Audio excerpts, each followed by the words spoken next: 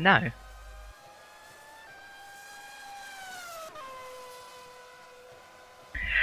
Hello there, ladies and gentlemen, and welcome along to round 8 of the UltraNet Supercup 2014 season. We're almost at the halfway point, almost there. And after tonight, I think it's going to be pretty clear to say that we'll have a much better idea of who's going to be going into the second half of the season as the championship favourites. My name is James Kirk, and alongside me, for what has been a year now, it's our yearly anniversary as a partnership, it's Lewis McGlade. How are you, good sir? I'm good. Yeah, it's good after a whole year listening to your voice. Wonderful. But flattered. You know, we're at Austria. It's the Red Bull Ring, the A1 Ring. I think it's the Austrian Ring as well. If you want to go back that far, it's an interesting track because there's really not many corners, but you can lose a lot of time here, and it's just going to be interesting to see where everyone is in the field. Obviously, you're looking at the free practice session. Kevin Siggy is currently topping it by 0.2 of a second. You're only talking 9 corners, so there's clearly a lot to be found on the setup and on the track itself. It's of course his home track as well, though. For Kevin Siggy, the Austrian. And actually, to be fair, we were talking about this just before we went on air. Siggy and Lopez topping the session. We've seen this actually quite a few times before where they've been consistently up in the top 5. You never know what to expect from the positive boys, though. Sometimes it goes really well, and sometimes it goes really badly. And actually, we've been keeping an eye on the weather pretty much for the entire day, and we genuinely cannot tell you what is going to happen. Same as Formula Challenge from yesterday. We might have rain as high as, you know, such this situation that we need to use wet tyres. It might be completely bone dry. It could be cold. It could be warm. We have genuinely no idea what's going to happen going into this qualifying session. Of course, if you're not prepared for those changeable conditions, then perhaps we might see a couple of surprises up there. I mean, I'm looking at the free practice times now, and actually we already have a surprise in the form of Adrian McNaughton and Philip Cullen up there, who's making his return for FA Racing, and McNaughton there with Storm Racing. You don't usually see the likes of them up in the top 5, but there they are. They must be showing good pace around here.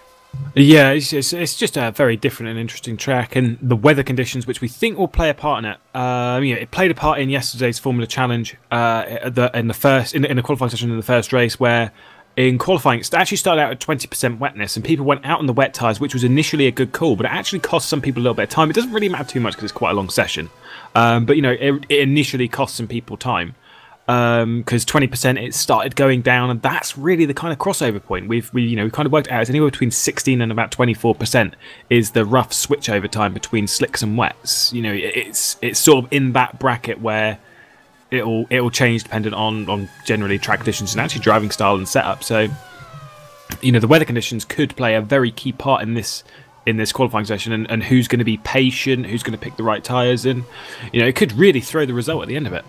Austria in particular is also a track where it doesn't really suit a certain style of setup, if you get what I mean. I mean, yesterday in the Formula Challenge, there was the likes of James Johnson. He was running quite a low rear wing downforce setup.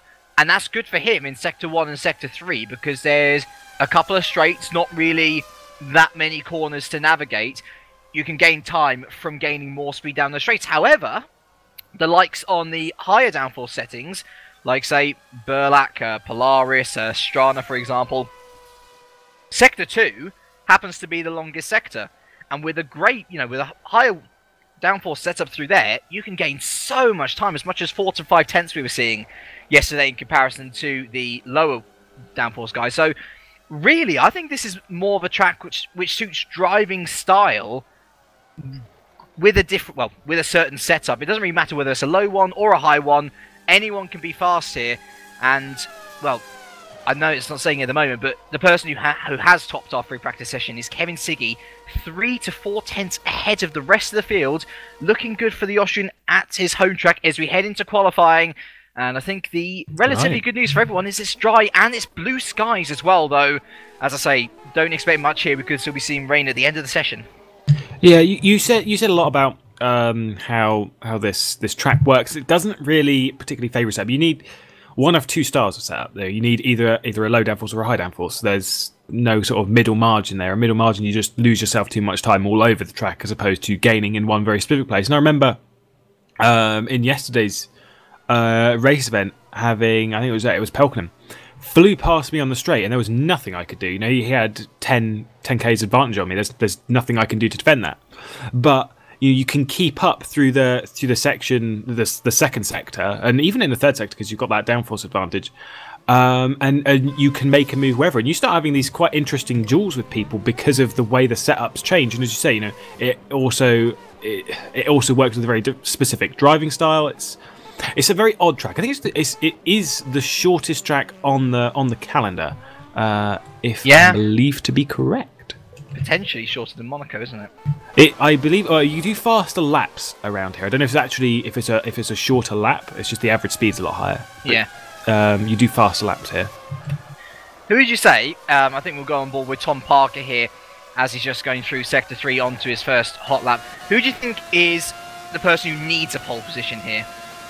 I think Siggy does. You know, really to prove that he's actually got it, and he needs to go on and pull a good result in the race, because he's shown some really good pace throughout the season and just hasn't really replicated that within the events. I think Kevin Siggy's going to need to get a good result. If not him, Jason Muscat. Jason Muscat absolutely needs to pull off a good result. He's the closest person to Sven de Vries in the title hunt, and Sven de Vries is looking like he's going to be able to run away with it. So it's got to be one of those two. If Sven de Vries takes it again, then I think we've got it settled that he's in a very comfortable position in this championship. Looking pretty settled also is Tom Parker here on his flying lap. We've just been through turns 1 and 2, essentially Sector 1 there. And this is Sector 2 right now. This is the one where I'm saying a high downforce setup will work, but Parker locking up heavily there into turn 3. It's not exactly the most difficult of sectors, but at the same time, when you get it right, you can gain so much time through here. And Parker actually taking turn 4 here, or turn 5, sorry, pretty wide, it must be said. And turn 6, you want to be staying closest line. Again, not really heading to the apex much, and in these early stages I guess you wouldn't be pushing too hard, just wanting to get a banker lap in as we're going through Sector 3 now. And I find this little section here so difficult to go and attack that apex and mind those anti-cuts. Those can send you absolutely flying. Going around the final corner, the A1 curve, heading across the line now, and the first lap is a 1:12.6 from Parker. Pretty good, but I'm sure we'll see better. Yeah, we'll see a lot faster than that. I reckon it's going to be in the 11 somewhere where the whole position's going to be. Not a bad lap. As you say, you know, that second sector, I kept losing so much time there. I couldn't work out where I was doing it. But you know, one of my friends, Scott Beresford, sat me down and just said, look, you're not getting on the power early enough. It's such a simple thing, as simple as that. You're not getting on the power early enough was losing me so much time in that session. And as I say, that Kevin Siggy goes up into P2, Florian Guy up to P1, Philip Pushka goes into P3, Mika Jäkkinen moved himself initially up to P4, but was moved down a little bit by Philip Pushka's time. That's a pretty good time from Mika Jäkkinen at the moment, a very good position as well. And actually, let's have a little talk about Scuderia Basilia. As I say, after this event, we'll be literally halfway through the season. Scuderia Basilia occupy the number 0 and number 2 car, primarily because of Giuseppe Ranieri's fantastic Super Cup season last year. It wasn't even a full season, and through his efforts primarily managed to get them up into that P2 position. Going into this round, they prop up the table on only 9 points, and to give you an idea of how far off the top they are, they currently sit 394 points away from Adonis Engineering. And to lay on the misery, Yuri Ogiano brings with him a 10th place grid penalty for escaping in qualification and going back on track in Canada. I'm not really sure what they can do. I mean, would you hire a new driver, or do you just grin and bear it and hope you can find better drivers for next season? Sometimes, you know, you've just got to grin and bear it, especially if, you know, if you trust your drivers, and sometimes you just don't want to be that mean. I know David Junt, he doesn't really seem the kind of guy that wants to be mean to his drivers and fire them, and he's not got particularly bad drivers. I mean, Mika Jäkkinen, 2-time Super League champion, obviously a long time ago. But there's got to be something. He's DNF'd a lot of races. That's the thing that David Junt needs to get into their head, is that you've got to stop DNFing all those races. As Kevin Siggy went up into P1, Florian Guy up into P2, Jonathan Holmes podiumed last time out, went up into P3 before being moved down by Manuel Gaxella, who moves up into P2. But yeah, Jonathan Holmes, that's a good one. I don't know how many races he's actually going to do here. He's filling in, I believe, for Oskari Kantonen. I can tell you exactly what the problem is, and we saw it actually in the Canadian broadcast. So you may remember Ascari didn't actually take part in race 2 at Canada because of a real live injury, and that injury is still biting him. It means he's had to pull out of the WSS season for now, and it's the same case here in Super Cup. And I think, to be fair, Jonathan Holmes, from what we saw from him in Canada, amazing debut for what it was worth. Absolutely brilliant. And Menno Klomp, team manager at Adonis Engineering, has just snapped up Holmes straight away and said, look, if anyone's going to replace Canton in this championship, it's going to be you. And to be fair, I can't think of a better choice, because right now I know they've got a massive gap back to satellite racing, but they do need to keep those results up. They can't just have non-scores all the way through, because, to be fair, on one side of the garage, they've now had non-scores for 4 races, and any way you look at it, that's not good. That isn't good. No, Jonathan Holmes is. I've seen Jono race in a lot of places prior to this, and he is an impressive driver, a very quick one, and can find that pace in the car. He's not quite got on with the Formula Challenge cars too much. We discussed this last time out, that sometimes a faster car may actually make that driver faster in comparison to the rest of the field, as it has with Holmes. He seems to be more comfortable in these Super Cup cars than he does in the Formula Challenge. And obviously, I'm sure as everyone within the broadcast team at the moment, and everyone within the community, we'd all wish Ascari Canton a quick recovery from the problems he's having.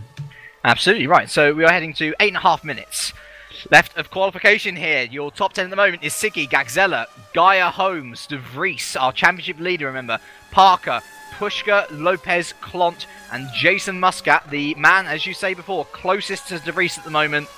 And, at least in my opinion, the only person who can really stop De Vries now on what has been an ever more impressive charge through the championship table and into this round. He's there in P10, and I see he's just about to finish his latest hot lap, so we'll see where this moves the Maltese up to. Moves him up to P4. That's a lot better. Yeah, there's a lot better. I noticed that I think a lot of people are going purple in Sector 1, so I'm assuming Ziggy's running maybe a little bit higher downforce than quite a few people. If everyone's going purple in Sector 1, everyone's beating his Sector 1. But he's just dominating in Sector 2. That's what I'm looking at from live timing at the moment. I've not actually checked the sector times or top speed, so that could be an utter lie. But that's just what I'm seeing on live timing at the moment. Let's see. Let's be honest here, and let's be frank in the Teams Championship. We alluded to the gap before. Adonis Engineering on 403 points. Satellite Racing, nearest rivals on 257. They have Sven De Vries in their team, yes, but I mean, who have they got in for today? Brandon Warren. No offense to Brandon, good driver, not really good enough for an outfit at those heights. If in terms of sustaining a championship challenge, if you ask me, the challenge, and we wouldn't have believed this at the start of the year, is actually going to come from Simcraft, who had an awful start to the season after so much hype. They're coming back now. They've cleared PB Racing right on the heels of Satellite. And if they can pull a good result here, they'll most likely overtake Satellite. The question is, do they have what it takes to catch up to Adonis Engineering in the end? Or do you think we can write off the Teams Championship already at this early stage? I think at this early stage, if Jono stays with the team, especially if Holmes stays with the team, then we can just utterly write off the Teams Championship. They've had such a dominating start to the season, have Adonis Engineering, and I don't see that changing particularly too much over the final 10 rounds of the season. I believe that's 10 rounds that we got ahead of us. Yes, it is. It's alright, I worked it out. Yes, 10 rounds ahead of us, including this one. Yes. And as much as we're not even at the halfway point. We're at the halfway point after the feature race in Silverstone. Oh, really? There you go. Theoretically. But yeah, so we're halfway between those two races. And even then, even though we're not at the halfway stage, it just doesn't look like anyone can quite match up to what Adonis have done at the early part of the season. One would ask, is it very likely then we're going to see them in Super League next year? Or actually, no, I think don't you get automatic promotion? I'm not sure. You do, in fact, get automatic promotion, I believe, from winning the championship. Philip Pushka moves himself up into P5 as we're in the final 5 minutes of this session. I think a few people will be coming into the pit lane, getting a little bit of fuel put in the car, getting some fresh options, and heading out again to try and get themselves either into the top 10 or onto that pole position. To be brutally honest though, I know we've seen Emmanuel Gaxella and Florian Guy here do a 1:12.1 and a 1:12.16 respectively, but the second fastest time in free practice was a 1:12.188, and Kevin Siggy has already beaten that. He got into the 11s, did Siggy, didn't he? So yeah, I reckon it's going to take something special to beat the Austrian. And actually, to be fair, that'd be quite a lovely story. You know, positive. Similarly to Simcraft, didn't have the best start of the year, but ever since they brought Fran Lopez into the team, okay, Fran's a bit unproven, you know, still a bit reckless at times, but he's getting them results, and they have flown up the table. They're now P5, whereas before they were languishing down P10, P8, around there. To have Siggy finally get a pole position for that team, and his home track as well, it'd be a lovely story at least to start off the evening's event.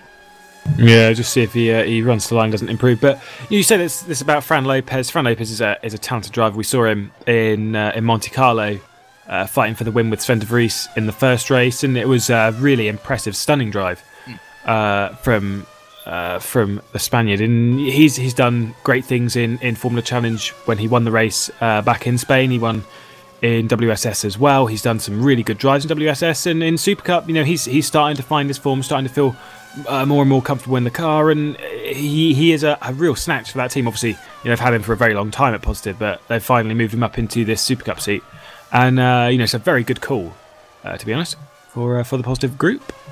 Definitely one of the drivers which was improved massively as well. At the start of the year in the Formula Challenge car, Fran Lopez was lucky to get in the points, and then, as you rightly say, there he was in Monte Carlo fighting for a win. If there was an improved drive for this first half of the season at least, it would definitely go to him in my books. But I'm just looking at these qualifying times now as well, and this just really sums up this Super Cup season. The top 23 drivers covered by a second. Yeah. Small margins. And just to give you an idea of how close this is near the bottom bottom wow, half. Siggy. Sorry. Oh, Siggy? Oh, what's happened here? We're 11-9. Oh, there we go. There we go. Well, let's not eat our hats now. Kevin Siggy still might be overturned. I mean, we saw Sven de Vries not really challenge up at the front much in Canada for pole position, and then he just blew everyone out of the water with a time which nobody had even touched in open practice, let alone free practice. So, still 2 minutes left. Still people to get, or there's still enough time for people to get a couple of laps in. But things are so tight behind. We've got 3 people on a 12.1. We've got 5 people on a 12.2. It's fine margins, and we're talking even hundredths here. Could move you up a couple of places.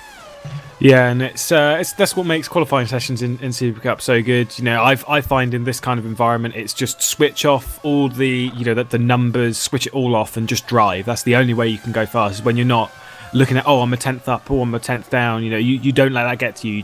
You just drive a lap, and that's what makes some people go really quickly, is when they just switch off all these gizmos and stuff that's telling them what they're doing. And that just makes it such a close qualifying session. You've got 2 people on the same time with Pushka and McNaughton in 6th and 7th. They're on exactly the same time at 1:12.225, so very, very close between those two, of course. And you know, it is just an incredibly close session at the moment, where the tiniest improvement does move you up. Who just moved up then? I believe it was Gaxella. No, it was McNaughton. He moved up into 4th position. Wow, that's great a good result. lap for Adrian. And I tell you what, Storm, again, it seems like throughout this year we've had teams starting from the bottom. Now we're here, to reference a very popular song. Don't even mention it. But anyway, Adrian McNaughton. Don't mention my methods. Adrian McNaughton, you see him around the points areas. You know, he's usually a good scorer. But Storm, where are they? They're down in P7, but they're in a very close battle with Multiforce and Positive. Actually, only 7 points separating the 3.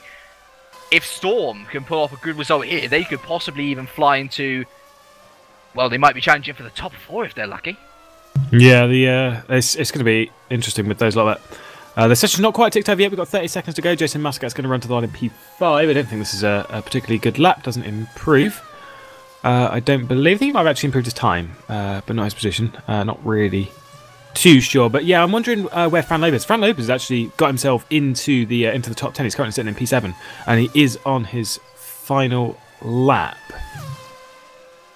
I'm also looking at Sven here. Can we look to Sven de Vries very quickly? Our championship leader, leading by 26 points now, is languishing down in P11 currently. on a 12.3. And I am very worried for Sven here, because it's pretty hard to overtake around here if you've got the wrong type of setup. You're going to need low wings, and De Vries doesn't usually carry them. What does he do now? Doesn't improve, so our championship leader starts from outside the top 10 here. Incredible stuff. Let's see. Just really quickly about someone who moved up. Tom Parker up into P3. Wow. That is an impressive lap. His teammate Guy is in P5. I think Tom Parker's still on a final lap as well, as is Siggy, Gaxella as well. I think Holmes has finished in P4. Great result for him. McNaughton's out of it. Muscat coming across the line now in P7. Doesn't improve. Stays P7. So none of our championship leaders here are starting in the top 5. Emmanuel Gaxella calls it a day, so he's going to finish at least P2. And Siggy going so wide in the last turn. It's unbelievable, and I think he's not going to improve this lap. But I think that should be pole position. Parker. Yeah, Parker pushed too hard. Is Holmes coming in now?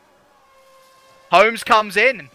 And so that... Wow. Oh, is Pushka on a lap? No, I was just saying Siggy. Wow. Yeah, but I'm wondering, is Pushka on a lap? We'll have a look look now. No, it doesn't look like it. No, so there we go then. Kevin Siggy for Positive Sim Racing at his home track nonetheless takes pole position for Positive Sim Racing. A fantastic effort, and well, certainly a tribute to how much he's improved over the year. He is followed by Emmanuel Gaxella. Oh wow, that's a dynamic front row, isn't it? Two of the most aggressive drivers on track battling into that sort of turn 1. It'll be great for us to watch. And Tom Parker behind as well. Fantastic effort from the Englishman. Then it's Jonathan Holmes filling in for Ascari Canton. And great effort for P4.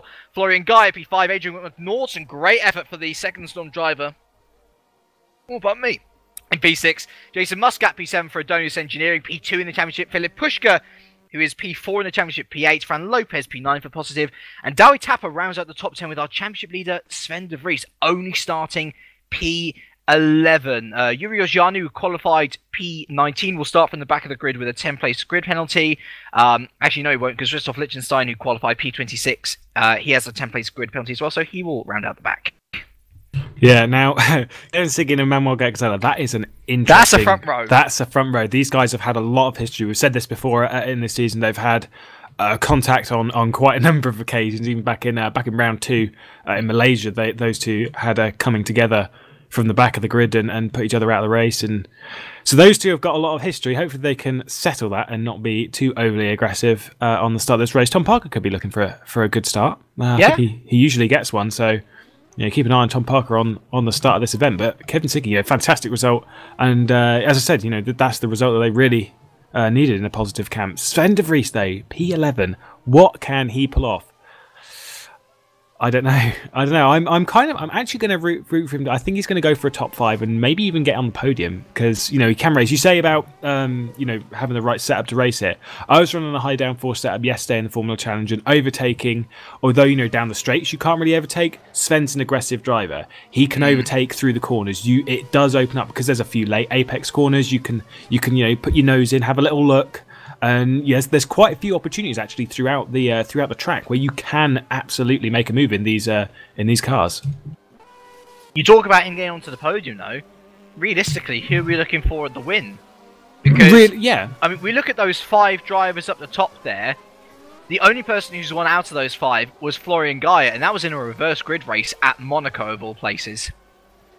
So all 5 of those are really unproven on an open track like this in the first race. Yeah, see, Sven messaged me yesterday and was saying about how I've got to say that he's going to win a race one day because I don't think I've said it. I don't think I've gone on his side of the camp this season. Yeah, I don't think I have. And Sven, I'm sure you'll be watching this broadcast again. Based on your qualifying result, I won't be voting for you either today. Oh, not at the moment. Rejected. Anyway, not for this race. Rejected. But no, I don't think Sven De Vries will win this race. Who do you think will, though? I'm going to press you for an answer. Because I'm intrigued to know. I think Siggy's going to do it. I do legitimately think he pulled that 11.8 in the race. And I think Siggy can pull it off. Unless he decides to do what he's doing in practice and start on the primes. Then I'd debate that. Well, he can't start on primes, can he? No, he can't because he's qualified in the options, never mind. But yeah, no, if I think it's going to be Siggy. I think it's going to be Siggy. Okay. You know what? I'm going to go on the other side of the coin here, and I'm going to say Gagzella. I quite like to see Gagzella win. It'd be interesting because he's really struggled. Really, the same case can be said for all of the Formula Challenge stars of last year. They've been in and around this year, but they've been nowhere near as impressive as we were expecting them to be. And well, Emmanuel Gagzella sort of finding his feet now. He's starting to get to know the car a bit better, and perhaps he can pull off a good result. But also, we've got to think about strategy here, and there's not really much, I think, which is going to be done. I'd be very surprised to see anybody going in for 2 stops. I know it's a long race, but the tyres do not wear around here. No. It's I was saying this back and forth challenge, and my tyres didn't really go below 75% in the whole race, and in an 18-lap race, it just didn't really drop that much. I've been talking to a couple of the drivers out on the track today, and it's just seeming like a one-stop is quite an easy formula for this evening's racing. I don't think there's going to be anyone doing a 2-stop. I don't think 2-stop's really going to be the call for a lot of the rest of the season, to be honest. It looks like the tyres and the setups that people have got out there have all worked around this idea of doing a 1-stop because of the time you lose if you come into the pit lane. It is a weird pit lane as well. I think it's worth saying. Yeah. It's a dangerous pit lane if you want to follow the lines. I think drivers have been given a bit of leniency on it. Usually we'd say coming through the line, but what that means is basically the entrance to that line goes through the apex of the penultimate corner, which, anyway you look at it, is dangerous. So we're likely going to be seeing people dive off through the line into the pit lane, which is a much safer way to do it. And to be fair, the pit lane exit is fine anyway. It comes out onto the track on the right-hand side when the racing line is on the left. You say it's fine. You say it's fine. I say it's fine, yes. Now, it looks fine, but it is difficult. It is really difficult. Like, you look at it and you go, it's fine. But it's to take it at the speed that some of these guys are going to take. You know, obviously they would have practiced pit entry and pit exit. And the pit exit here, it's a lot tighter, and it's very deceiving how tight it is. You know, up there, you get very, very close to that wall. And I was saying this to a friend earlier, that I don't think the attrition rate for this track will be high, but I think for that pit lane will probably take at least one person. You think? Just because of that exit. Because that exit is really easy. If not, someone is going to crash into it and lose a front wing. Might not DNF them from the race, but someone will probably lose a front wing. I think Pavel lost the race last season. That was on pit entry. That was on pit entry, yes. That wasn't exit. He clouted the inside wall, didn't he? Yeah. That was pre-need GPVWC. Yeah, and maybe he can do it again, because he is racing here, full-time driver for FA now.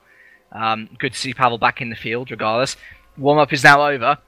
He's gone for Siggy. I've gone for Gagzella, two of the most, let's put it nicely, dynamic drivers that we've seen in this field this year. But in all honesty, we genuinely don't have a clue who's going to win, because the top 5 are pretty much unproven, apart from Gaia, who won a race in Monaco through the reverse grid. If you want to ask us any questions through the break, if I have chance to look at them, or indeed for the interviews after the race, then be sure to hashtag GPVWC Supercup. Interact with me at Kirky Life or at the Gamersaurus, and we'll go about answering your questions, whether it's about us doing commentating or the actual racing itself. We'd love to get your thoughts. We always do, even if I do forget halfway through the race that we're supposed to be doing it.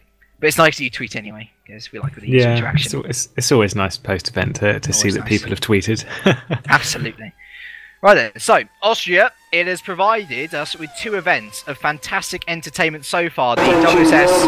non-essential personnel leave the grid now. Thank you, Mr. Factorman. The WSS last week was fantastic. We had a fantastic battle up at the front between Augustin Canapino, Jesper Torborg, and Eric Strana in race 1.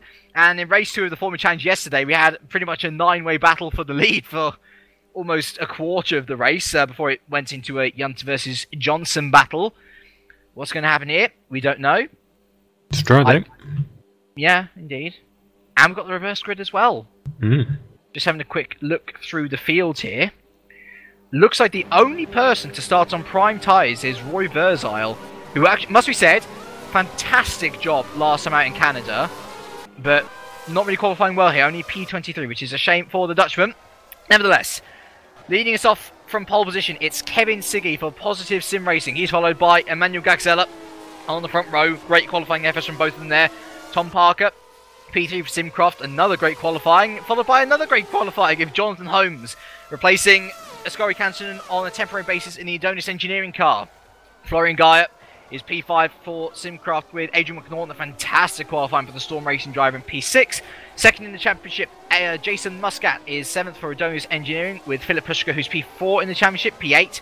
Fran Lopez is P9 and appears to have spun at turn 10 for Positive Sim Racing. But David Tapper will start P10 for Street Fighter. Championship leader Sven de Vries starts only P11 for Satellite. What can you do there? Menno Klont, also quite disappointing for the Dutchman there. P12 for Multiforce. Santiago Niza starts P13 for Street Fighter with Philip Cullen P14 for FA. And Mikko Jakinen looking to try and springboard Scuderia Basilia off the bottom of the board. He's P15. Maurice Bracan is P16 for PV Racing with Pavel Oknowski, a poor qualifying for the Estonian as well. P17 for FA. Matt Richards in what is, I believe, his final race for the 6-axis racing before moving up to Super League. Second to last, there we go. He moves up to Super League soon. So we'll be looking to make a good lasting impression here. Aaron Newman starts P19 for Mazurek Racing with Olli Pelkonen P20 for Waters. Mike Bell starts P21 for Mazurek, and Victor Silva completes this Waters-Mazurek battle in P22. Roy Verzile, as I say, the only person to start on the prime tyre. He's P23 for Fox with Adam Osger filling in for someone. I think it's Nico Schweitzer for the 6-axis. Ben Warren is P25 for Multhorse, filling in for Patrick Gatewood. Brandon Warren's P26 for Satellite Racing. Yuri Ogiano, after his 10th place grid penalty, starts P27. And Christoph Lichtenstein rounds out the grid with a 10th place grid penalty of his own for Fox Racing. And he spins at the final corner as well. So we'll be waiting just a little bit longer. Yeah, I'm going to keep my eye on Tom Parker for this start. I think he's going to get a good one. And I think he's got to be one that you've got to look at on the route to turn 1. Here we go. The lights come on now. We've got 1, 2, 3, 4, 5 in here at the Red Bull Ring. We are off and away, and Siggy Borg's outside in the center. Look at him, he's got a great start. Tom Parker as well, you said to watch out for him, and he is going to be going up alongside Kevin Siggy into turn 1, but through turn 1. And Manuel Gagson leads, but he goes wide, Do not know if the canty cuts, and Kevin Siggy amazingly back through. Look at Jason Muscat. Jason Muscat from P7 has gone straight into P2, and he's going to be challenging Kevin Siggy up into turn 2 now. He's going to have to try around the outside, but could Jason Muscat take the lead of the race? Not just yet. A lot of bashing through turn 2 there. Very, very tight stuff there for Kevin Siggy, trying to pull away as fast as he can. But Jason Muscat, absolutely lightning start here, and he's going to have a look into turn 3, I think. A little bit later on the brakes, but he can't get anything done. Behind him, the Simcrafter, Tom Parker, and Emmanuel Gagzella are battling, and all that was a bit rude from Gagzella, if you ask me. Leaving Tom Parker after dry, and the battle behind is not even worth getting to that. There's loads of people there. Coming through sector 2 now, this tight double left-hander section. Siggy still leads Muscat, and actually Florian Geyer starting P5, starting to catch up to the back of these two now. He's had a good start, and he's going to be trying to get into the groove nice and early, coming into sector 3. Around the final 2 corners now. Siggy goes slightly wide, but collects up nicely and into the A1 curve. Oh, look at Jason Muscat. Jason Muscat has a great exit out the A1 curve. And heading on to lap 2 now. Kevin Siggy leading from Muscat, Geyer, Gagzella, Parker, McNaughton, Pushka, Tapper, Clonton, Bracan, but into turn 1. It's still Siggy who leads, just about though. Yeah, I mean, I'm just looking at this, and Siggy, his initial start, there was a lot of wheel spin, and that's what cost him so much time. Parker did have a good launch, just went too wide at turn 1. Jonathan Holmes, though, down in P12. Wow, joined by Mikko Jakinen. Wow, I think he's had a pretty good start from where he started. P23 as well. Wow. Wow, that's really important for the championship when you look at where Jason Muscat is in P2 fighting for the lead of the race. I think this is where the low downforce, high downforce difference. Siggy's locked out. Siggy's locked out. Well recovered, and he comes out just ahead of Florian Geyer, but Jason Muscat then, as you say, what a time to win a race if he can do it now. He leads, but only just about. Kevin Siggy is not going to let that drop, and I'm sure he's going to be right back on it, but he's got to watch out. Florian Geyer is still there, and Horns in the back of him. Yeah, that's really important for Muscat in this championship. I think Siggy's going to come back at him, but that's very important for this present moment in time for Jason Muscat. Florian Geyer is staying very, very close to this lot, and behind them you've got Gagzella and Parker, who are battling out for the lead of the race. Parker's going to go to the inside for turn 1, but those two battling out for the lead of the race. Oh, Pushka! Look at Pushka as well! Oh, they were battling, what was it, Spain, wasn't it? Spain, yes. Spain. Tom Parker's gone for drive bomb. Oh, that was almost done. But Parker was a bit wide, and look at Dawe Tapper here. Tapper's had a good start as well. And Pushka now taking advantage of Parker going wide. He's up into P5. Can he take Gagzella into turn 2? Oh, Siggy's gone for the lead. Oh, and he's got it as well. Yeah. Into turn 2, and Gagzella just holding on. Push goes wide. It's manic back there. Look at Maurice Bracan there in P9. What a start from him. And as you say, Yakin right there, silent to the points as well. He's P14. This is manic stuff. But anyway, as you rightly say, Kevin Siggy went through in turn 2, got it done, and he really needs to get a bottle cork on the situation now, because Jason Musk, I mean, look at him. Through that corner in particular there, turn 5, he gained so much time, and I do wonder whether Kevin Siggy has gone for a low downforce setup, because he is really hurting through Sector 2, so much so that Jason Muscat on the inside now. Surely he can't have a look into the penultimate corner. Well, I say he can't, but I've seen plenty of Formula Challenge drivers going through there. Too much curve for Siggy. But I think that's going to slow down Muscat on exit. Potentially it does, but onto the home straight now. I mean, look at it, so close between these three, covered by a second, and it's almost a repeat of the WSS race where we had everyone so close together. Kevin Siggy just about holding off Muscat into turn 1, but I think they're going to be chopping and chaining positions all race long. Yeah, see, I think Siggy, now this is just my analysis because it happens to me a lot, but I think he's just letting the situation get to him. He's not driving his line as well as he should be. He's going wide on a couple of corners. You know, obviously he had the lock-up earlier on in the race as Florian Guy has actually switched positions with Jason Muscat to take P2. But it looks like Siggy's just letting the position get to him, and you know, he needs to start focusing on the position that he's in and just focus on doing the good laps, because we know he's pretty much the fastest guy at this track at the moment. So Kevin Siggy just needs to get focused on that and not be making these little mistakes. What's happened to Gagzella? Oh my word, look at this battle. Look at this battle between, what is it? It's led by Tapper in P5. It must go all the way down to P12, Jonathan Holmes. That is 7 drivers within practically 3 seconds of each other. That is, wow. Crazy. Manic stuff. But yeah, as you rightly say, Siggy does need to get a handle on the situation, but take it from someone who has been in that sort of situation where he should be doing well, should be focusing on the position shouldn't be focusing on positioning, just getting the good laps. It doesn't work that way. No, it doesn't. It really doesn't. It always gets to you, no matter what. And what Kevin Siggy really needs right now is for Guy and Muscat to be dive bombing at each other so that he can focus on putting away, because as soon as he doesn't have those two in sight, or the further he pulls away from them, the more comfortable he's going to be feeling. But you can see how close Guy's getting there. I don't think he's not going to be in for that luxury this race, unfortunately. Oh, in the background, Parker, and I think Parker went a little bit wide down at turn 2, and he's lost a handful of positions once again. Oh, look at Gagzella and Tapper. Yeah. Formula Challenge buddies.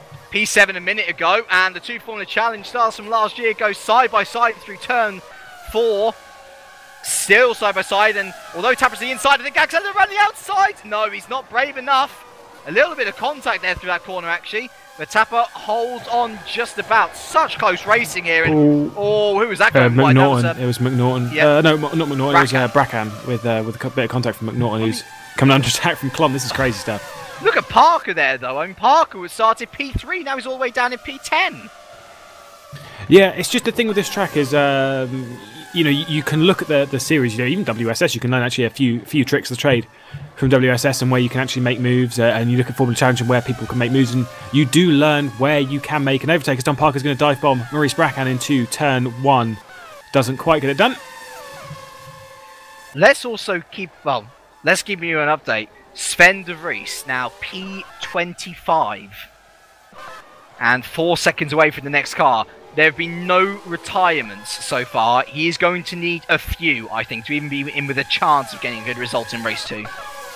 Yeah, back up in towards the top 10 there. You got Bracan and Parker, Clont and McNaughton. Oh, Parker, jeez. Parker finds a little gap there to go through and go a little bit wide. That was very, very lucky. He's going to be on the inside of 5. Just Parker to find the hole.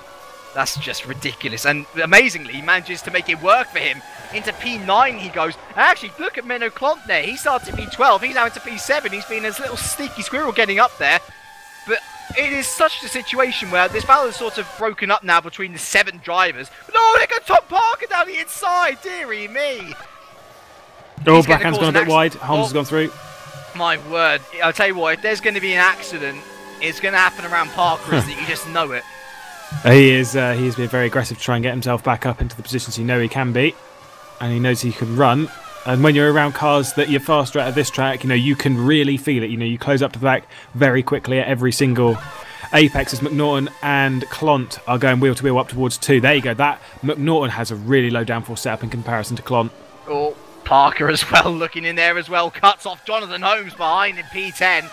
And Clonton McNaughton still going side by side as Gagzella and Tapper are going side by side into turn 3 now. And Gagzella actually overtakes Tapper into that corner. Clont doesn't get it through on McNaughton, however, but still look at the battle behind there. 4 drivers all in the space of 1 second. It is genuinely anyone's guess as to where any of these drivers are going to finish up. Such is the situation.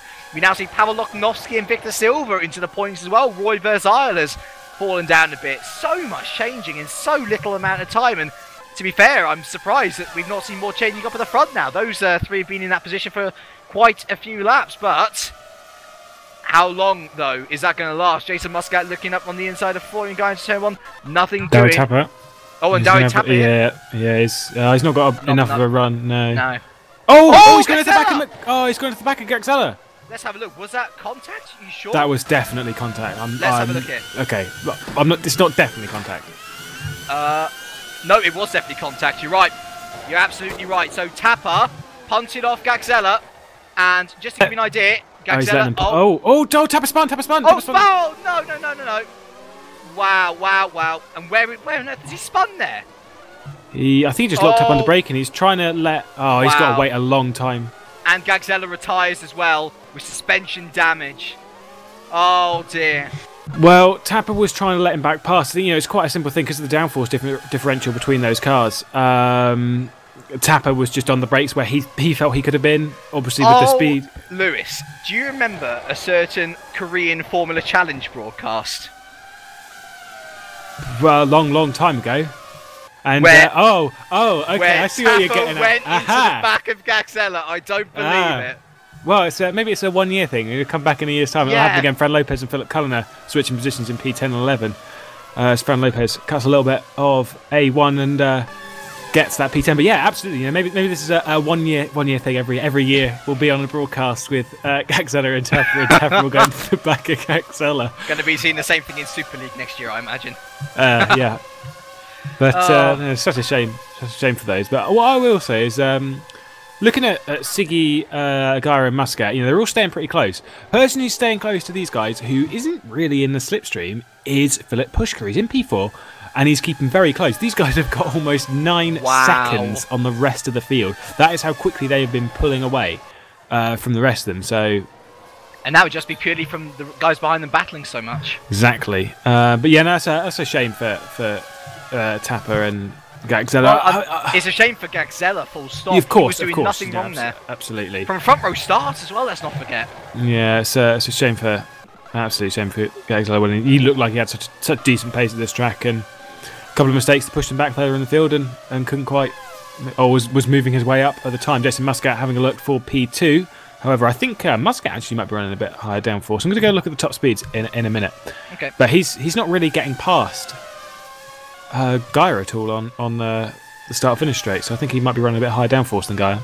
Is he perhaps biding his time, though? I mean, there's only lap possibly. We've seen him do it before. Well, yeah. and we've also seen him since Sven de Vries do it, as Fran Lopez and Philip Cullen switch positions again. And switch back in P10 and P11. Yeah. Sorry, talking to Sven de Vries, he's into the top 20. He is indeed. However, a long way off the lead of the race, and a lot of work he needs to do if he's, to basically it's damage control at the moment, because Jason Muscat's in such a good position, and is going to be gaining 16 points on that championship lead. Which I remind you is 26 points. So even if Jason Muscat does win this race, he's not going to overtake Sven de Vries immediately. He does need a good result in race 2 as well. But he's going the right way about it, that's for sure. Although locking up into the penultimate corner will never do you any good. Heading around the A1 curve once again. Looks like Jason Muscat, he's got a really good exit out of the A1 curve, doesn't Jason? But the issue is, turn 1 itself, it's such a difficult corner to overtake at, because you don't want to force your opponent wide, otherwise it's going to be an illegal overtake. Indeed. I was watching a couple of people in practice having a little battle, and I was saying that some of them are doing illegal moves. They're just going a little bit wide at turn 1, noting that is a very, very easy thing to do. I think Jason Muscat's going to have a look into turn 2. It doesn't quite get it done. He's done the same thing for 2 laps in a row now. Yeah, you see, if he's running at higher downforce, then he should theoretically be able to brake later into that bit, but it's just not really working out for him. Philip Pushka's not really closing up too much to the back of this lot. However, Gaia and Muscat seem to be closing up to the back of Kevin Seeger. Although, you know, when you're talking the odd couple of tenths, that could just be because they're closing up and then losing a bit when they get a little bit too close. And, you know, it seems like it might actually come a little bit down to strategy and when people are pitting. Well, it is pretty much a quarter of the way through this race now on lap 11 and 41. Let's go through your point scorer so far. It's Siggy from Gaia, Muscat, Pushka, Parker, McNaughton, Clont, Holmes, Brackham doing a fantastic job in P9. Lopez, Cullen, Loknovsky, Silva, Pelkinen and Verzile rounding out the top 15. Though the battle for the top 3, it certainly does look a lot closer now, doesn't it? Here comes Jason Muscat, and he looks like he is going to have a little stab into turn 1, or is he? No, he doesn't. He doesn't stay in the slipstream long enough, if you ask me, but it's a great run out of turn 1, does the Maltese driver, and will he stay in long enough, and will he get a good enough angle into turn 2 to be able to have a stab at the German ahead of him? Gaia goes slightly half-heartedly defensive, and Muscat, oh, he looks! But he doesn't get, unfortunately, and keep an eye on Pushka there in the background, ever so ominous, he's closing up, ever so slightly. Yeah, I've had a look, these 4 all seem to be running the same kind of top speed, around 288 to 290 kilometres an hour, but... Yeah, no, Muscat, he seems to just sort of close up to the back of Gaia and just doesn't get that move done. Could be biding his time and just being a bit patient, not trying to wear his tyres out too much, although, yeah, as we've discussed, that's not really too much of a problem. I think you'll see the options coming off of these cars very, very late in the race. You know, if you can run these past halfway and even towards the third quarter of the race, then that could advantage you later on in the race if you can run that deep. Well, I mean, it's pretty much a given that everyone's going to be running options in race 2, which itself is 24 laps long, so we are not expecting any pit stops before 24 laps. Yeah, I'm expecting people to go for a very long way. Philip Pushka apparently did the fastest lap of the race to close up to the back of this lot, so he's doing an excellent job in that 4th position. Could yet be a dark horse win for the race, could Pushka. The German... he's always a contender, isn't he? And oh my word, you can see how close he's gone to the back of these 3 now. Almost he is, in fact, part of the battle, and usually want to run higher downforce and usually want to have worse tyre wear is Pushka, but as I say, never count him out. He's never too far away. Indeed. We've seen P6 and P7. Clont, McNaughton, Holmes, and in the background, I believe that's Maurice Brackham, all fighting for this 6th place. Tom Parker's kind of distanced himself from this battle, and this battle still rages on without him. I'm intrigued by this battle up at the front, though. It's going to and fro, and you got Muscat and Gaia very much as the meat in the sandwich between Siggy and Pushka. But honestly, I couldn't rule, or I couldn't say that any one of these people are going to win just yet. McNaughton. He's having a look. Oh, you have to have balls of steel to go through there, and Jonathan Holmes has to stamp on the brake so that he can allow McNaughton to run wide. And what this has allowed is Maurice Brackham, as I say, already doing a great job up in P9 for PB Racing. I believe that'll be his highest finish of the year if he can keep it there. And he's actually going to possibly have a look into turn 1. No, he's not, but definitely there or thereabouts, isn't he, Brackham, the German partner to Pushka, looking for a good point score here for PB. And at the right time as well, when they're starting to fall back into the clutches of Positive and Multiforce. Yeah, this PB seems to be getting a bit better as quite a few people are getting a bit better. And Muscat falling into the clutches of Pushka. I'm sorry to cut you off, but yes, Pushka is right on the back of the Maltese driver now, and look at how well he goes through turn 5 there. That is supreme grip, and that to me shouts higher downforce. And perhaps at this stage of the race, when tyres are beginning to have an effect, whether it's high or low tyre wear, it's tyre wear nonetheless, and the higher downforce you have, the more safe you're going to be. And look at him, he's right on the back of Muscat now. Yeah, this seems to be a track, from driving yesterday, that favours a very smooth driving style.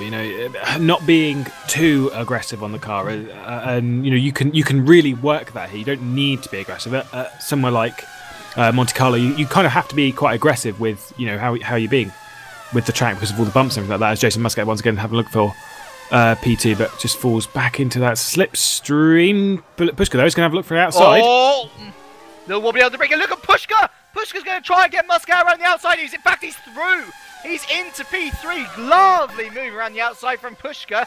And the 2-time race winner from the season is now going to look to take Gaia in the same straight.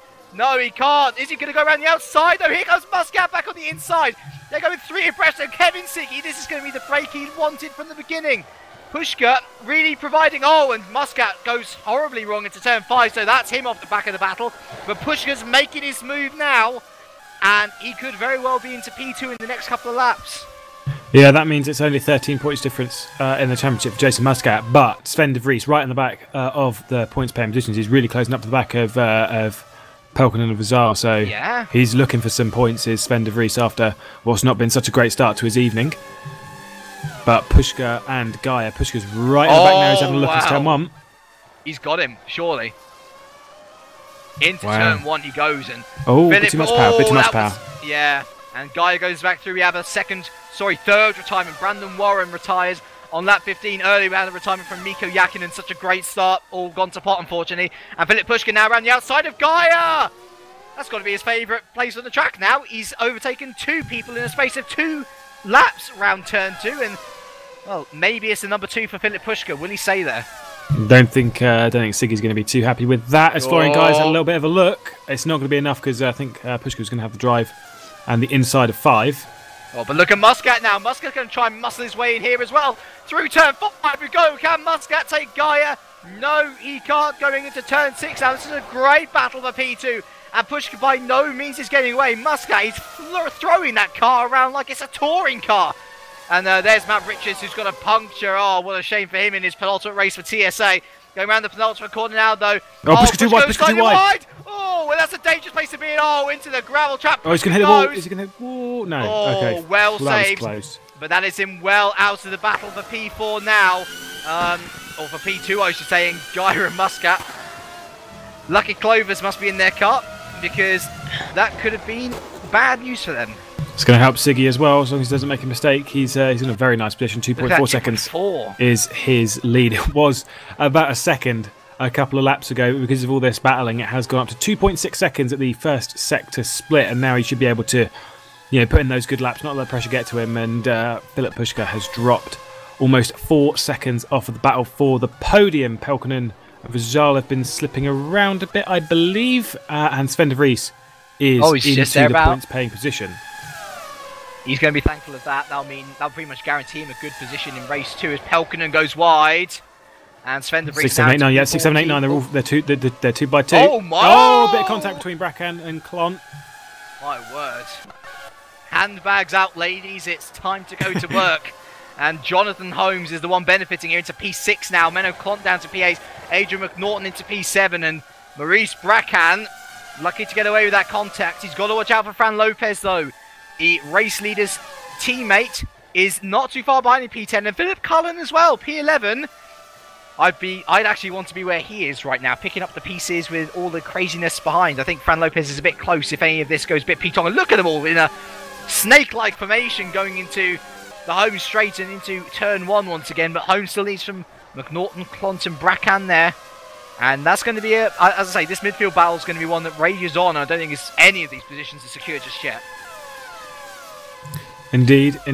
They're all playing for keeps back here. Obviously, these are important points in the championship, and not only that, the thing we all look out for in this race is P6 to 10. That is your reverse grid positions for the second race. Andrew McNaughton is having a look on Jonathan Holmes for P6. Oh, a bit of contact. Oh, he's spun. Well held.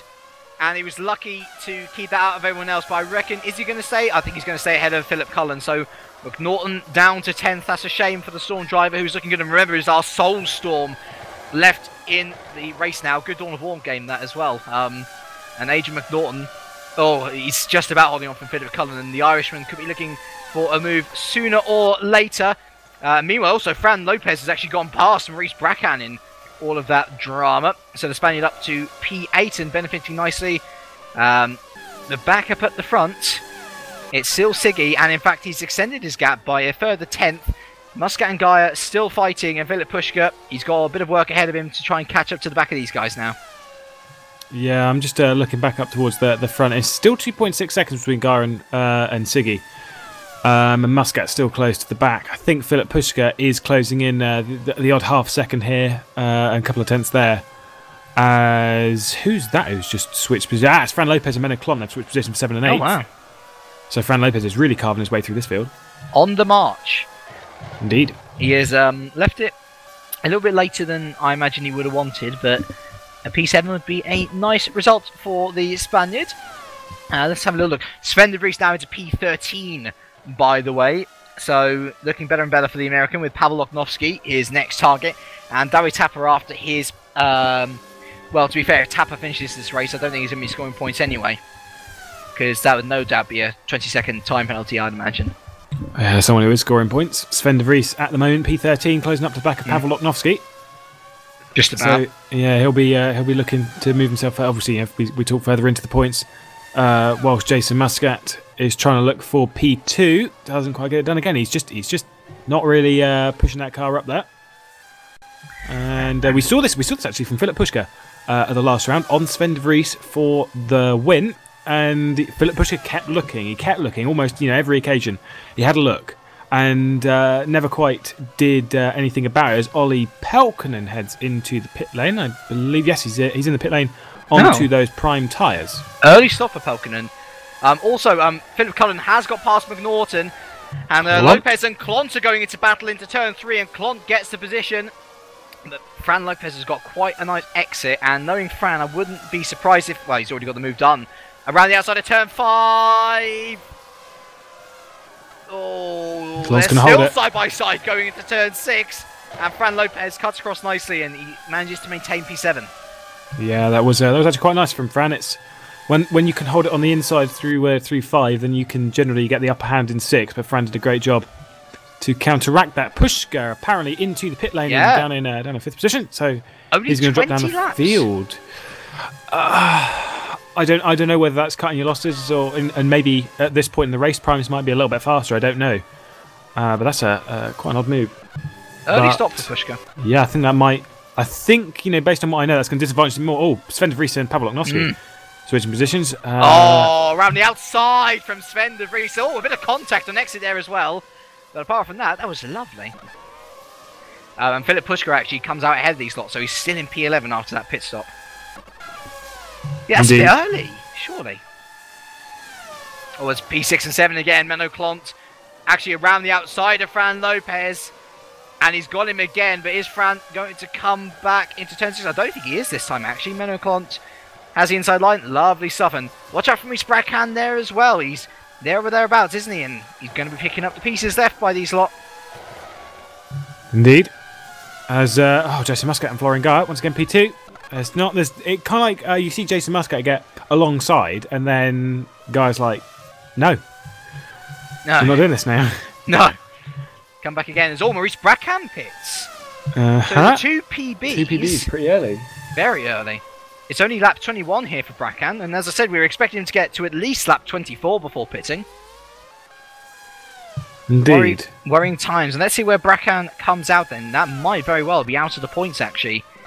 No, actually, maybe not. Maybe not. Here comes Dawi Tapper. Brackham out of the pits. There goes Tapper. And now it's Niemanen coming through. So Brackham gets out ahead of Niemanen. Oh, and Muscat's through, sorry. Wow, into P2 is Muscat. So Brackham comes out P14. But yeah, Muscat, lovely turn 4. Turn 3 and 4. Double move. And already leaving Guy for dead, actually. So perhaps now was its time to strike. Yeah, we'll have to see what's going to happen between those two guys and coming to the pit. So it's not an issue on Guy's front. But yeah, no, I'm wondering what's going to happen with these PBs because obviously dropping down the order with the pit stops. Where are they going to be battling out towards the latter part of this race? Philip Pushka did, however, come out in front of Sven de Vries. So Sven de Vries obviously yet to pit for the prime compound tyre, and championship leader not in a good position at the moment. Still scoring points though. It's much better than it looked points, a while ago. It's all Fran Lopez pits. Fran Lopez into pits. Okay, well, he's a pretty aggressive driver, so maybe he has been rinsing those tyres. But let's actually. This will be interesting. Let's see where he comes out in comparison to Brackham, because this might very well be in response to Brackham pitting. See, here he comes now, and this looks like it's been a good stop for Fran Lopez. Oh, here comes Brackham now. And I actually think that Brackham's a lot closer to Lopez than he was when they entered the pits. Especially now that Bracan's got the speed going through into turn 2. I think Lopez has definitely got that position for now. But Bracan, yeah, I think it was a good thing that Lopez cut him off. Otherwise, that might have been a bit worrisome. But then we've got to wonder what's going to happen when Siggy, Muscat, Gaia, Parker, when all that lot. Obviously, Parker's not really in that battle, but when they all pit, where they're going to come out in respective of Philip Pushka. I think actually Philip Pushka might jump Gaia and Muscat because they had a little bit of a battle, and if this is the right strategy, then he might have had a little bit of time. I don't know if I don't think he'll jump Siggy at all. He has got a bit of clean air, and I think I would agree with you. The battling may have been part of his cause. At least he knows he can absolutely go to the end on these tyres. But still, I'm thinking it's just a bit early. Just a bit. We'll see. Anyway, we are over halfway through this race, actually. Lap 24 of 41, and Siggy does lead still by pretty much 4 seconds now. So he's ever grown into this leader position. He has left it a lap later than Fran Lopez to pit, and I do wonder whether he's going to pit this lap, whether they're going to follow the strategy, or whether it was indeed Fran Lopez pitting to cover off. I think it was. I think Lopez was just trying to cover off Bracan. And Siggy's running, and Oscar rejoins very quickly. And actually, that might be worth saying, Matt Richards has retired from this race after that earlier puncture. Meanwhile, yeah, Muscat pulling away from Gaia. Things are spread out a bit, actually. It's nice and calm for a bit. Yeah, you see, I'm looking at Pushka's times. He's running 13.4s. Meanwhile, Muscat and Gaia seem to be running 12.4s. So this really isn't working out for him. Who was that? Cullen. It's Cullen Pitts. Aha. In P8 at the moment. And drop back quite a way down the order. I'd imagine he's going to come out behind Bracan and Lopez, I'd imagine. He was behind them before. Yeah. If I remember correctly. And he'll also be behind Nieminen at this point, because Nieman's not coming into the pits. No. Here comes P2 already? Wow. Oh yeah, Guy's back past Muscat. Wow. Well, he caught up in a couple of corners, didn't he? That's something I missed. He was nowhere. He also gained quite a bit of time on Siggy from what it looks like while I was doing this. Which is interesting on Guy's front. Certainly. Oh, Siggy pits! Siggy pits. As does Muscat. As does Muscat. So, and I wonder whether Parker's going to pit, because Guy is coming round again. Yep, Parker does pit. So Gaia leads this race. Yeah, see, this is the thing. It's now if Gaia has the tyres. Okay, looking at the time difference. If Pushka's running 13.4s and you can run 12.4s on the options, then Gaia needs to stay out. He needs to stay out for as long as possible if he wants to win this race. You've got to stay out as long as you can on these tyres. Oh, was there contact in the pit lane between Muscat and Parker? I don't know. But look at Siggy. Look how crucial that pit stop was. He comes out from the lead in P2 and just ahead of Jonathan Holmes. Where did Muscat come out? He's ahead of Pushka, must be said, actually. Quite a bit ahead of Pushka. But Parker has come out behind Pushka and is, so it looks like everyone's come out as they were. But there was a little bit of contact in the pit lane between Muscat and Parker. DeVries pits. Yeah, Kevin Siggy. Is Kevin Siggy under attack from Holmes here? Look. On the faster tyre, but I wonder when Holmes is going to pit, obviously, because we are actually past that sprint length distance, and surely Siggy's just better letting Holmes go. Not worth battling. Yeah, as I say, these, the going onto the primes this early might be slightly negative. Guy stays out. Interesting. Yeah, I think Guy's really going for it now. He's going to push on these options as long as he can and come in as late as possible. New PB from Gaia as well this lap, as Jonathan Holmes pits from P3. Muscat has gone wide. Oh, yes, he has. Clouts the anti-cuts. But I mean, no positions lost as Holmes comes in. Clont goes round again. He's now going to be going into P3. Muscat will be P4. With Norton into the pits with P6. So that means that Philip Pushka are going to come through into P5. Parker P6. Loknovsky comes into the pits, so he won't matter. And Dowie Tapper into the pits as well. And then behind them, goodness me, you've got Lopez, Bracan and Nieminen still out on those option tyres. We're going through into the points as well. I think if Gaia stays out for a few more laps, Gaia could lead this race. So, he really has to focus on that. Obviously, we know Siggy's got the speed to overtake Florian as he did earlier on in the race. But if Florian stays out for a few more laps and keeps putting in some good times, then this could be absolutely, crucial. He stays out once again. He stays out once again. You see, he is currently 17.7 seconds ahead of Siggy, our previous race leader. So he's going to have to pull out a bit more than that. And actually, Kevin Siggy starting to reel Gaia back in through that last sector. That was, nice trick there, as a Clont no problem. pits now. So let's see where Clont comes out. He's in the battle for P6, so that means that Jason Muscat's going to come back through into P3. Pushka will be back into P4, Parker P5. And I guess the battle here is going to be between Holmes and Clont for that P6 position. The question is, has Clont jumped him? I think he possibly has here. Because Holmes, he doesn't have a good entrance into the last turn there. He goes on the anti-cuts a bit. And I think Clont should have him. It's going to be close. Here comes Clont out of the pit lane. Here comes Holmes and McNaughton through turn 1. And Clont has indeed jumped him. So into P6. So Clont, good stop from the Dutchman there. Indeed, that's a good move from Clont in that P6 position, which is a great position for him to be in. Great for the team, obviously the team behind. One of his favouring. Wow. As it would be. Gaia goes round again. Yeah, I think he's just trying to push. He pushed a little bit too hard coming out of turn 2 on that lap and set up the rears, and that's going to cost him a little bit of time. I think he might actually start losing a little bit of time. Did he gain time there? I think he gained a second or something. No, it was 17.9 it's at the last. 7 now. Is it really? Yeah, he's gained almost a second. 18.9. Oh yes, 18.9. 18.9. So there we go.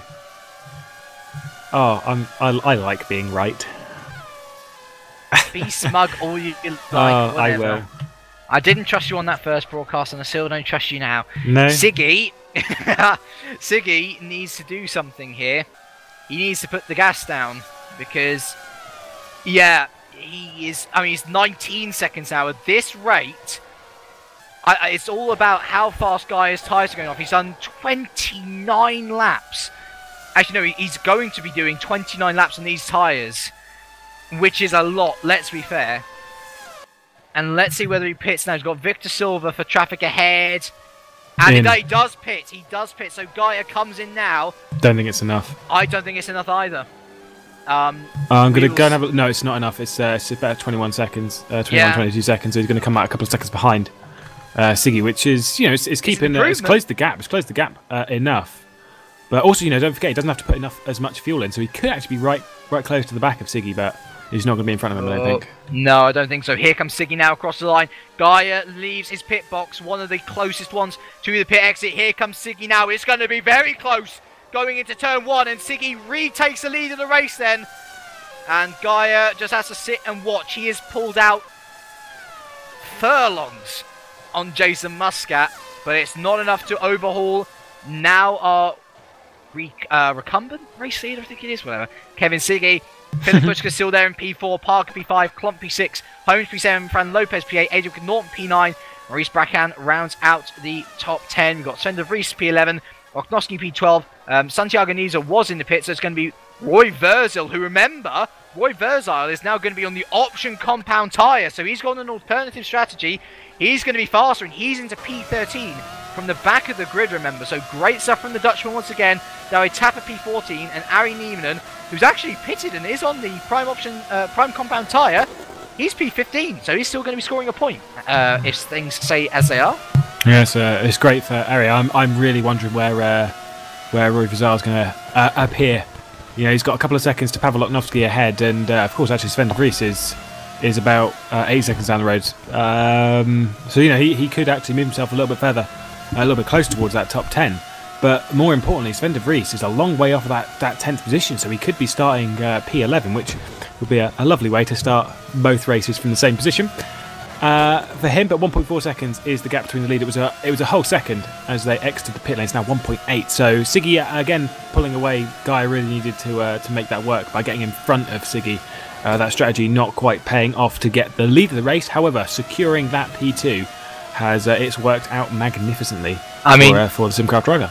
Let's make this obvious to the viewers at home. The gap was pretty much 2 to 3 tenths between himself and Muscat for the majority of that first stint. It is now pretty much 6 seconds. Yes. There's all Menno Clont and Jonathan Holmes are going side by side. Jonathan Holmes, who was the leader donuts in qualifying, fallen back a bit now due to Jason Muscat's race experience, but he's still looking for a great result here and is staring up the barrel of P6. So Menno Clont, he had a poor qualifying. He's come back in the race and he'll be wanting to maintain that 10 points for Multiforce in what has been a fairly average season for them so far. Yeah, it's not been one to run around and tell everyone about. At the moment, I don't think he's quite got that one secure at the moment because Jono is going to be closing right up to the back, and behind you got Fran Lopez and McNaughton that will be in close pursuit towards the end of the race. So watch out for those lot. All closing up.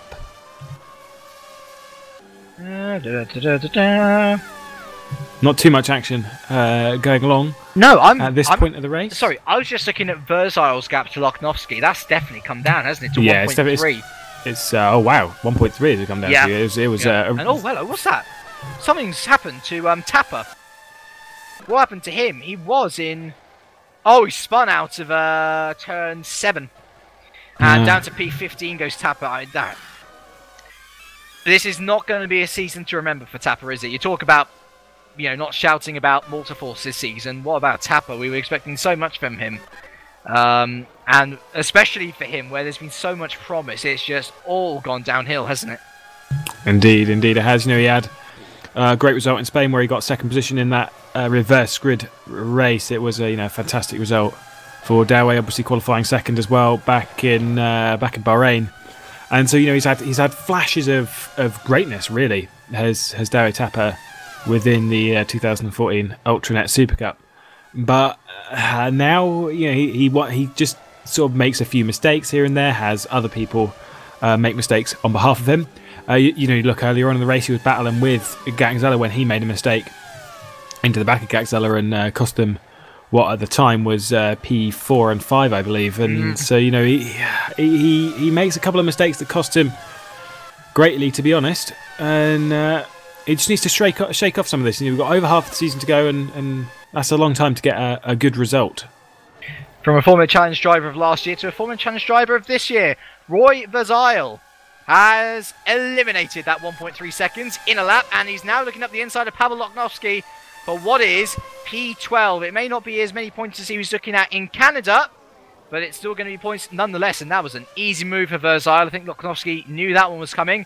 Next target for Verzile is championship leader Sven de Vries, who is 6 seconds up the road. Yeah, but he was 8 seconds only a few laps ago, so I think Roy could do this. Roy could close up the back of Sven de Vries, whether he can get past or not.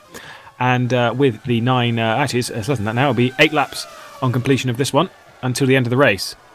He's got quite a lot of work to do to close that gap up to the back of the current championship leader.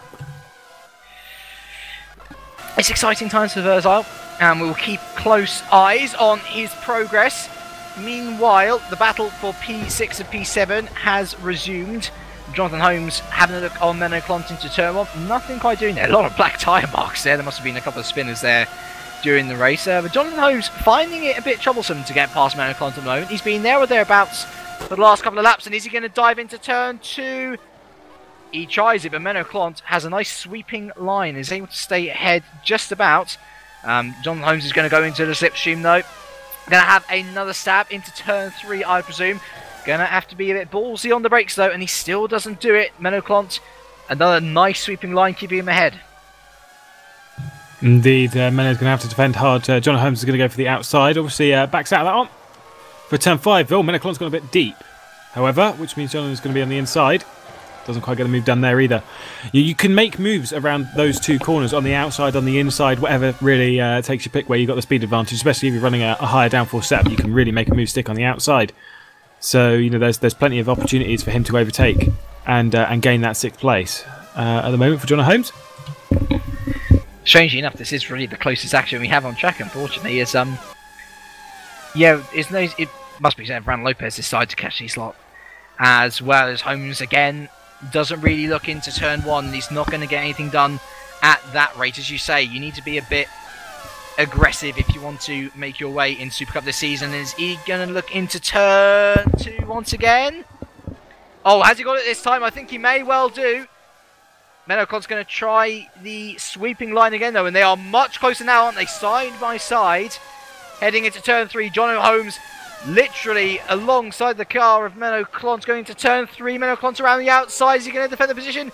Yes, he is. And Jonathan Holmes must be fuming in that cockpit. He just can't do anything, can he? Yeah, you know, sometimes you just have to suck it up and sit behind a driver until you can either force them into a mistake or the right gap opens up, and it gets very, very stressful in a cockpit, especially when you've got a faster driver behind that's catching and catching and catching and catching. This happened to what you can see on the broadcast yesterday, that there's just a couple of people that were stuck behind someone, and then, you know, when they've got someone catching up behind, it's very easy to make a mistake. Also, what must be said, Pushka has caught up to the back of Muscat, so the German's slowly making his way through. Also, something I've noticed, Roy Verzile has fallen behind Pavel Loknovsky again. So he must have made a mistake. He's fallen a long way back as well, so he must have spun or something like that, pushing a bit too hard. Easy to do at this track, to push a little bit too hard. You know, there's bumps and curbs and things that dislike. Oh yeah, Holmes in the wall. Has he actually touched it? Has he touched... Watch out for Bracan. Oh my word, and let's have a look at what was going on there. Fran Lopez was looking, and was there contact there, I wonder, from Lopez? Let's have a little look here. Looks like it was... No, it looked like riding on board. It doesn't look like it was too much contact, to be honest. I think John just lost it under power. What a shame. And Jonathan Holmes, from what was a fantastic P6, starting to show colours as a rookie, unfortunately, and down to P11 he goes, which means that Sven de Vries now into the top 10 has a chance of reverse grid pole. He is going to be thankful for even that small opportunity. Indeed. But so with that small opportunity of reverse grid pole, 3 and 4, yeah, Philip Pushka's gone past Jason Muscat for the podium positions. Good. It was turn 2 again, wasn't it? Yep, it was turn 2. Turn 2 seems to be... It was on the inside of 2 there, I think. Yes. Still, turn 2, as I say, probably put Philip Pushka's favourite corner on the track now. 3 successful he's gone wide. He's gone wide, though. You can recover it, though, or can you? Muscat's going to try around the outside, nonetheless. Side by side through turn 5. This is so close. Pushka, make sure to give Muscat room, and they're still side by side. Going into turn 6 now, they're still side by side going into turn 7. And they're going to be pretty ballsy to go side by side through turn 8. Muscat, I think, discretion the better part of Valor, decides to stay behind for a bit and recollect himself, try and make another push on him. Meanwhile, Lopez, after dismissing Holmes, after Holmes' mistake, is now right onto Macameno Clont. And is he going to try up the inside of the ultimate corner? Oh my word! Well, Fran. That is Fran Lopez in a nutshell for you, ladies and gentlemen. He was going to have that position any way he liked. No one else would do that move. No one else would do that move. He was away back as well. Nevertheless, he got it done. And into P6, the crazy man from Spain. He's only 14 years old, remember. One of our youngest sim racers here. Can't really blame him for that, though. That was a lovely move to watch. Yeah, also that moves him into P6, so he's definitely going to get reversed either way, unless Melo's going to come back at him. Fran wiggles under braking, and I really don't like that. Nevertheless, Clont has been able to re-overtake him for P6, but heading into turn 3, Lopez, I imagine he'll have another stab. Surely, no, he won't, actually. He decides to pull out of it, so Menoclont maintains onto that position for a bit. This will be giving an opportunity to Adrian McNaughton behind them, though, as he looks to try and secure more points. Indeed. Kevin Siggy's not really coming under attack from Florian Gara at all. That's still staying at 2 seconds. I'm surprised it's staying at 2 seconds, though. It's not actually come down or changed about. It's just stayed at a consistent 2 seconds, as Muscat's going to be close, and apparently Holmes is on the back of De Vries. He is indeed. So could this be reverse grid chances for Sven De Vries disappearing as we head towards the final part of this race? Well, this happened to De Vries this track also. I've noticed Roy Verzile down in P15 as 3 and 4. Muscat and Pushka side by side. This is the recollection I was expecting from Muscat. Pushka just about stays ahead into turn 3. Muscat around the outside. They're still going side by side through there. And I see Menoclont and Lopez as well. They're going side by side into turn 2. And Lopez, he gets a cutback. So Lopez gets that position. Pushka staying ahead of Muscat. As I say, Roy Verzai, he must have had another mistake. He's down into P15, unfortunately. So Dowie Tapper back up into P14. Ari Newman into P13. 7. Yeah. Jonathan Holmes and Sven de Vries. Jonathan Holmes as well, yeah. My word, what has happened to Sven de Vries at this track? As there's contact between the two. Holmes is right in the back of him, but he's not got much time to do it, though. At the end of this lap, he'll only have 3 more laps remaining. Indeed. 2 even. God, maths, yeah, really, not working. Really not very long left in this race. But, you know, we should really ask these drivers to spread out their attacking, because when they all do it at once, we can't get it all. Jonathan Holmes is trying to get himself up into a decent reverse grid position, obviously with the podium in the second race back in Montreal. He's going to try and repeat that, but Sven de Vries is not going to give that position up early, because obviously he's got a championship to play for, and he's playing damage control at the moment. Hey, someone's listening to you, Kevin Siggy. The gap is extending. It's good. Not by much. Not by much, but it is extending. But yeah, as you rightly say, it's just everything's going manic in the last few laps as well. These, especially for that P10. In the end, it might not be worth much. And they are catching Bracken, you're absolutely right. Thank you very much to our cameraman. Should thank him as always, Dave Carr Smith. Keeping an eagle eye out for us, and these two are absolutely catching Maurice Bracken, who's there in P9. He's been doing a good job from start to finish.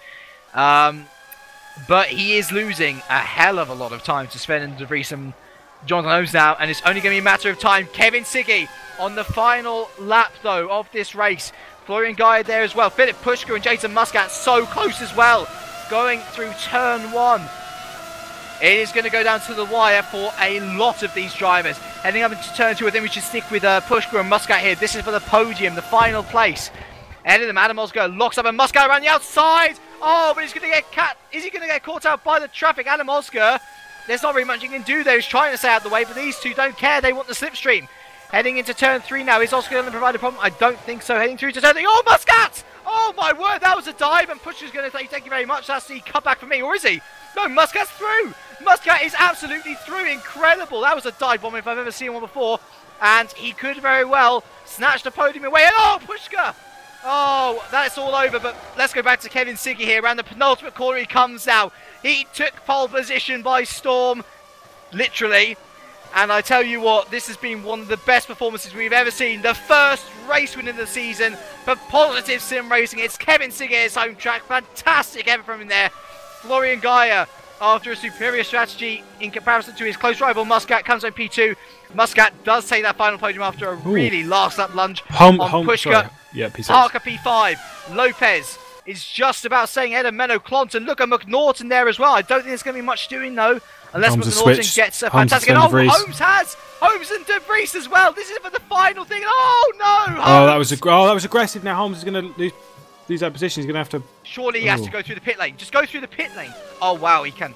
Has de Vries slowed down? Oh, fair play to de Vries at least. Fair play. Let's go. Has he? Oh, yep. Dear. Oh, dear. That's going to be debatable. Clont P7, by the way. So Lopez P6, Clont P7. McNaughton P8. Bracken did hold on in the end for P9. Great drive from him. De Vries and... I'm going to have a look back at that, because I want to see exactly what happened there. So Holmes was on the outside, and I'm wondering whether Holmes went wide of his own accord. I think it was Holmes that went wide of his own accord here. On the first look, it kind of feels a bit like that, doesn't it?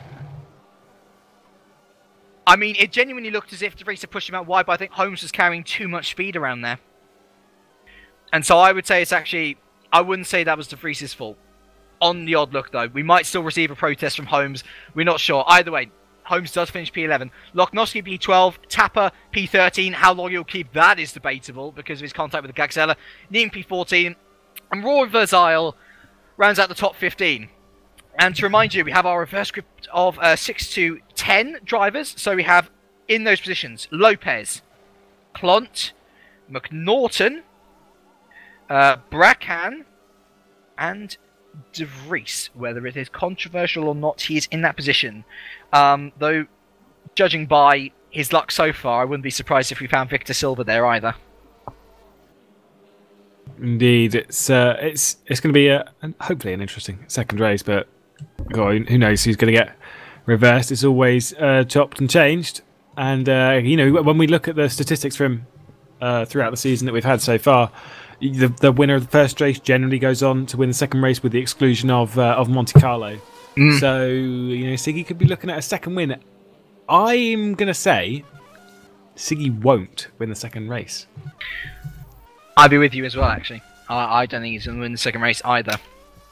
So we move through into the next session, and I've remembered this time. I'm going to have a little look to see whether we've been tweeted at or hashtagged. Oh, good memory. Yeah, I remembered. Oh, we do, I think. Oh no, I've just been followed. Nah. Whoops. Let's see. People don't love us enough. Let's see. Hashtag GPVWC. I'll get him. No. Wow. Supercup is live with Nick Rowland and Philip Cullen calling the shots. That was a long time ago, wasn't it? I think I actually looked up the broadcast team. Oh, here we go. We could always start on this grid. Simrace TV is currently in P1. Yeah. That'd be a good one. That would be a good one. Unfortunately, I don't think we have had anything through, which is a shame.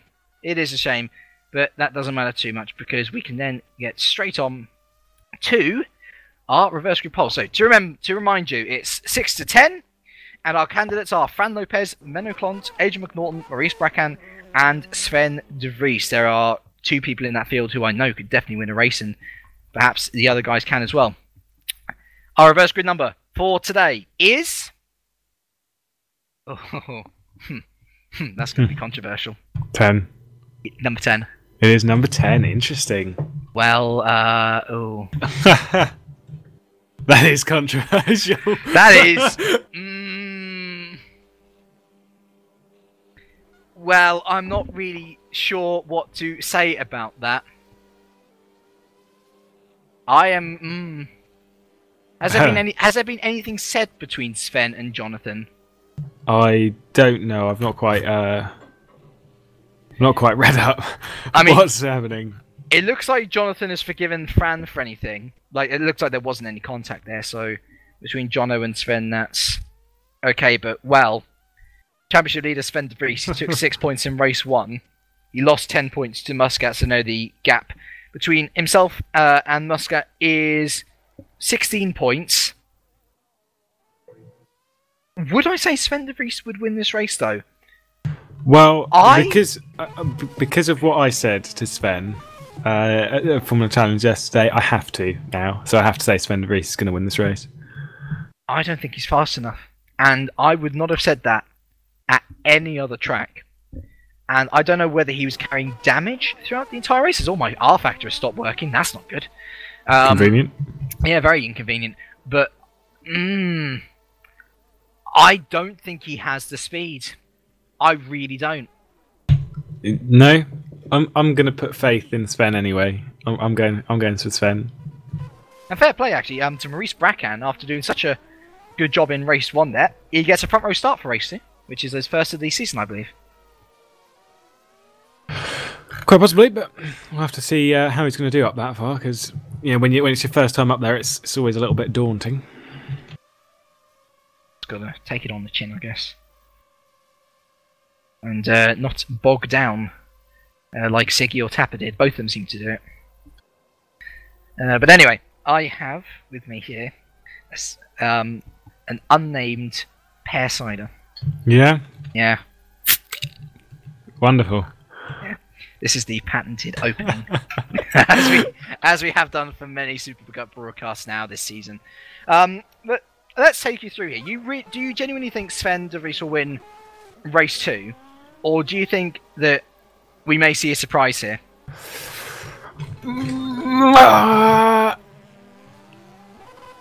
I will get back to you on that one. You're copping out. No, I am indeed. I tell you what, I'm going to say Sven because I said Sven, yesterday that I said that he's going to win, but he doesn't have faith in himself. So I'll give a second prediction. So I'm still saying Sven. But I'll give a second prediction at the end of the formation lap. And then you'll all be like, oh, wow, that guy. That guy, yeah. That guy, yeah. That guy. You'll all be well impressed.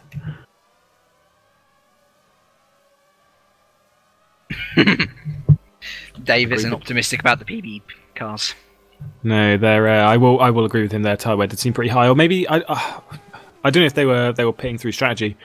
Well, obviously they were pitting through strategy, but you know what I mean. Whether they were pitting to gain an advantage, but it seems really not ideal to pit that early. But when they were pitting about lap 20 to 22, I believe it was, you've only got a couple more laps to go until the end of the race. So we'll have to wonder where those PBs are actually going to finish. If you ask me, I think Brackham will probably still finish inside the top 10. Pushka, well, They're on primes, yeah. Cameraman suggesting primes. I don't think they will. I think they can stretch it, but they will be stretching it. Like, it won't be comfortable for them. Either way. Let's have any other drivers of the day for you there. I mean, I would have said Roy Verzile if he'd kept on the black stuff, but he didn't, unfortunately. He ended up with less points than expected. Guy did a good job with the strategy to play that one out and secure himself P2 by quite some margin. So he's looking pretty good. And he actually had pretty decent pace when you compare him to Siggy, and had the ability to overtake. So Guy could actually be in a good position for the next race, but have to keep an eye on what Florid. Also, his tyre wear is just minimal in comparison to everyone else's. So Florid's in a comfortable position for the feature race. But who else? No one else really comes to mind at the moment. There was a couple of others that did a good job to get themselves up towards the points. And Sven de Vries for a recovery drive, when he was down in 25th to get himself up into reverse grid pole position has been a fantastic drive. But I think he was 25 seconds off on those first couple of laps. Obviously, when you happen to move your way through the field, by the end of the race he was almost 40 seconds off. So he did lose quite a bit of time. But Sven actually could be in a pretty good position because he knows how to overtake, knows where to overtake, and can do it at this track if needed. Also, I believe Simcraft have overtaken Satellite Racing. In fact, they most definitely have in the constructors. So he thought this was going to be coming, and all it needs is one race, and suddenly things can flip in your head. So from a terrible start to P2 in the championship, not a bad recovery. Indeed, it's always hard to recover from the start of the season that's been so weak because your motivations will be a little bit down. It's just a bit hard to get yourself to just shake yourself off and dust it off and off you go again for the next round. And Simcraft have really pulled something off that's actually been incredibly impressive this season to have recovered from such and I'm going to be honest with this, such a disappointing start to the season. Yeah, I think even Simcraft themselves would admit it was disappointing. But anyway, there they are now, back into P2, arguably where they should be. Warm-up is just finishing. Sven de Vries will be on pole. Controversially, maybe. As I say, I went back and had a look at that incident. In my opinion, on first look, it looked more like Jono Holmes' mistake than Sven de Vries' contact. But he's in that pole position anyway, and we shall see whether he takes full advantage of that. He is Lewis McGlade's pick for the win. Not mine, though. I'm going to go for Fran Lopez. Wow. Attention grid, all non-essential personnel leave the grid now. I'm not actually going to argue you too much on that one. He's aggressive with overtake. I think a little bit too much. So to be honest with Fran is too aggressive. That he might cause an incident, but he didn't over the race. So Fran Lopez could actually be definitely a good shout. We've seen McNaughton's also had some decent pace, so maybe McNaughton can get himself into a decent position. But I'm gonna take your side somewhat on the Fran Lopez thing. I think Fran Lopez could do this. We're missing a driver, and also I've just completely noticed we're completely missing Centurion as well. It's always good when we notice this thing, an hour and a half into this broadcast. Yeah, I say that because there's certainly been a review of teams and their drivers and turning up to events. we could very well see them out of Super Cup sooner rather than later. In any case, it is Sven de Vries who leads us on pole positions. Then Maurice Bracan for PB Racing his first front row start. Adrian McNaughton P3 for Storm with Menno Klomp P4 with the Multiforce team. Fran Lopez starts P5 for Positive with Tom Parker P6 for Simcraft. Philip Pushka is P7 for PB with Jason Muscat P8 for Adonis. William Gaia is P9 for Simcraft, and Kevin Singer, our race winner from Race 1, starting P10. Jono Holmes starts P11 with Pavel Loknowski P12 for FA Racing. Dawi Tapper starts P13 for Street Fighter with Ari Neiman P14 for Mazurek. Roy Verzile starts P15 for Fox Racing with Victor Silva P16 for Waters Automotive. Yuri Ojano starts P17 for Scuderia Brasilia, actually quite a good comeback drive from the back of the grid. Santiago Nisa starts P18 for Street Fighter. Philip Cullen starts P19 for Multiforce, and Ben Warren starts P19 for Multiforce, and Philip Cullen rounds out the top 20 for FA.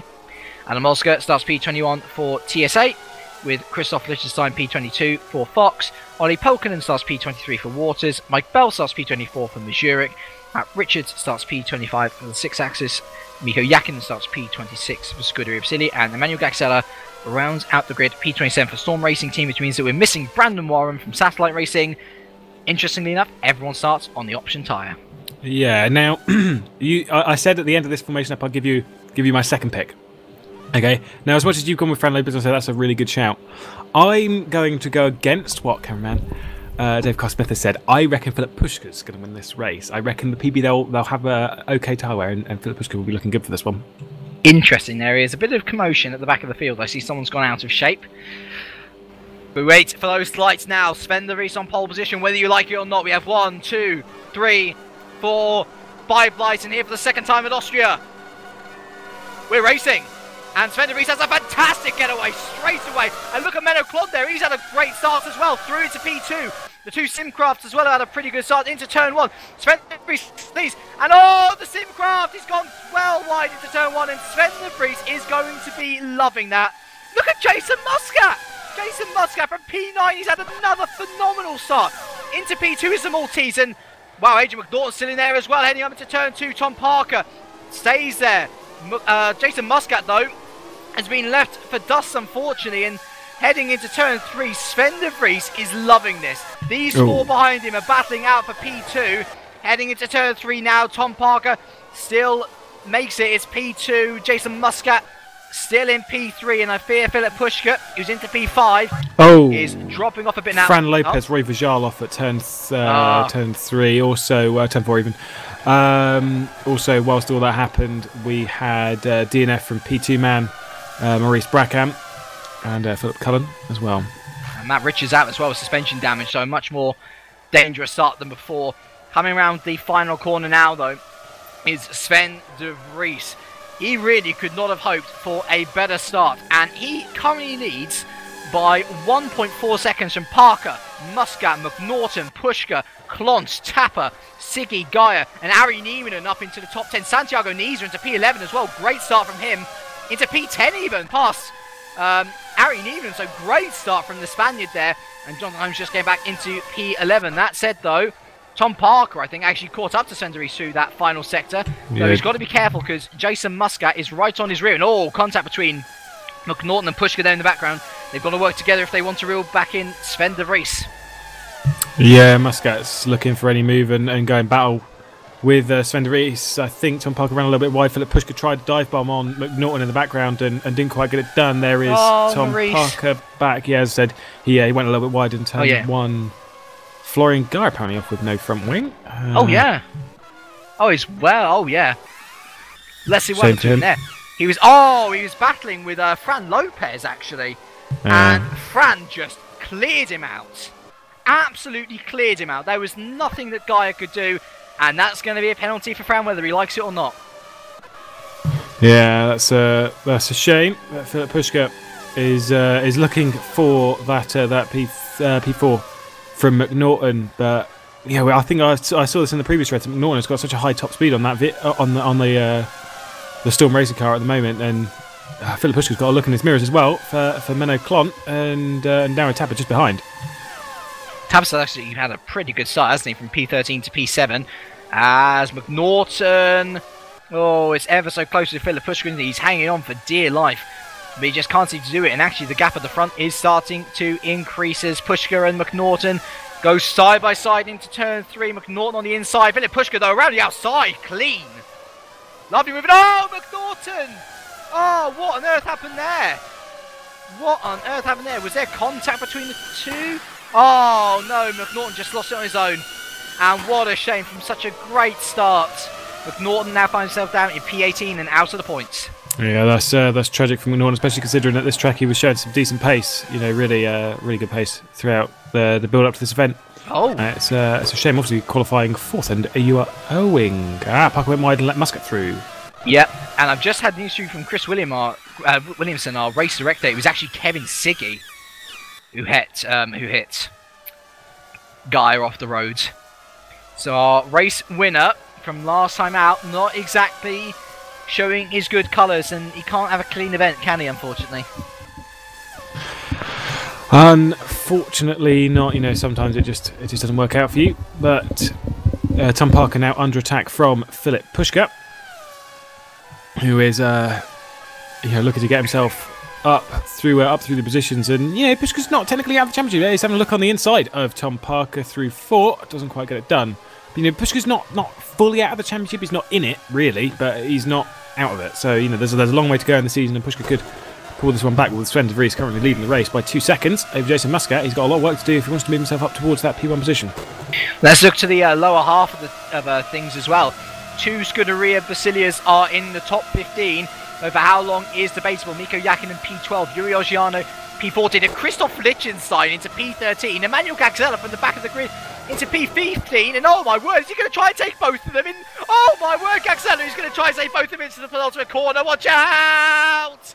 Oh, he almost scares Christoph. He does scare Christoph Lichtenstein off the road, and the German season goes from bad to worse. Emmanuel Gagzella, though, he'll be laughing. He's into P13. Yeah, Mike Bell moving himself into the points, however, under attack from Fran Lopez. Down in P15, P16, and McNaughton's looking for that position as well. It's all battle. Gagzella's off. Oh no! Oh, he went wide at turn 1, and double retirement as Pushka is now past Tom Parker for P3. Pushka into the podium. Great stuff from the German there. But Emmanuel Gagzella, a double retirement. Awful day at the office for him after such a promising qualifying as well. That means that Fran Lopez is back up into the points, but for how long? Again, really debatable, because McNaughton is right there. P9 and P10, Jonathan Holmes, Santiago Niza. This is a good drive from Niza so far. It has been indeed. But can Jonathan Holmes get past as behind P13? You've got a big battle. They're all a bit messy. Yuri Ogiano, though, moving up into the 13th position. They are really... Oh, Fran Lopez almost topping up the track. Oh, McNaughton! I don't think there was much McNaughton could do there, to be honest. Not really. Mean, he was spinning already. And so that means, Yuri Ogiano. Yuri Ogiano, P13, great job. Whatever God is up there, he has been shining his light down on him. Ogiano into P13, Bell 14th, McNaughton P15, and Olli Pelkonen now looking to get into the points as well. And watch out for Roy Verzeil as well. He's had an awful start. Oh, Yuri Ogiano's gone wide. Yuri Ogiano's gone wide. He's in the wall. Oh, Yuri.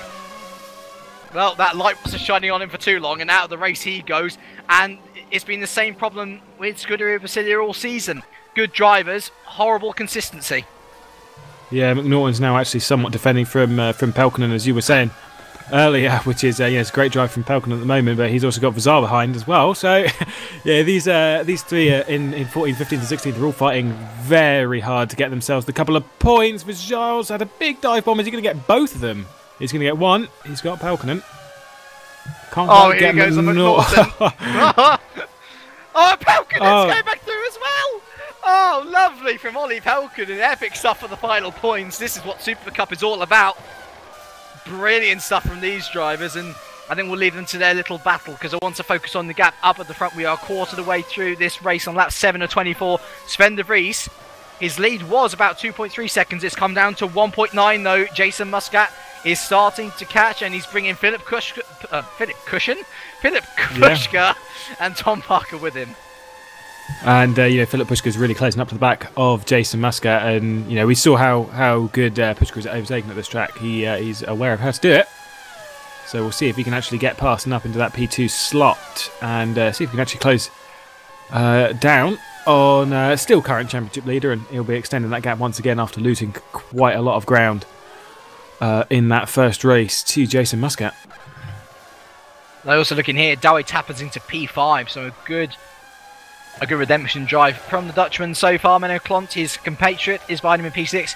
Kevin Sigge, naughty boy of the moment. He'll be falling down the order after a report, I'd imagine, from Florian Geyer, P7. Pavel Loknoski into P8. He's been a bit quiet this race, but he's been getting about his job, doing it well. And Jonathan Holmes has gotten past Santiago Nisa for P9 and P10. Both those drivers doing a good job as well. And Harry Niemann as well. Just sticking it in the points once again. Good haul from Zurich Racing so far, especially with Mike Bell in P13. Yeah, it's a good points haul again. Yeah, they seem to sometimes relish those two drivers in this reverse grid race, even when they don't actually get reversed, because I don't think either of them have been actually reversed this season, but they just seem to take advantage of all the chaos on the first few laps. Last night. Niemann in Canada? Yes, of course he was. Yes, yeah. Niemann did actually get reversed, but I think that's the only time they've been reversed. They just seem to be able to take advantage of it. 2 and 3, Philip Pushka right on the back of Jason Muscat. Oh, and here he goes into turn 3, Pushka! Through he goes. And you can see, actually, from the timings, how much this has impacted the gap to De Vries. It's gone up to 2.2 seconds now, is the gap between these... get your words right, James. These two battling. But Pushka is through on the inside of turn 5. And if he keeps on going at this rate, if he's able to lose Muscat, there could be a chance for a race win here for Pushka, as you potentially said here, Lewis. Whoa. Nothing. Yep, no. Everyone can't hear what the cameraman says, so it's okay. No, it's okay. It's okay. But really, what Muscat and Pushka need to do is they need to work together, really.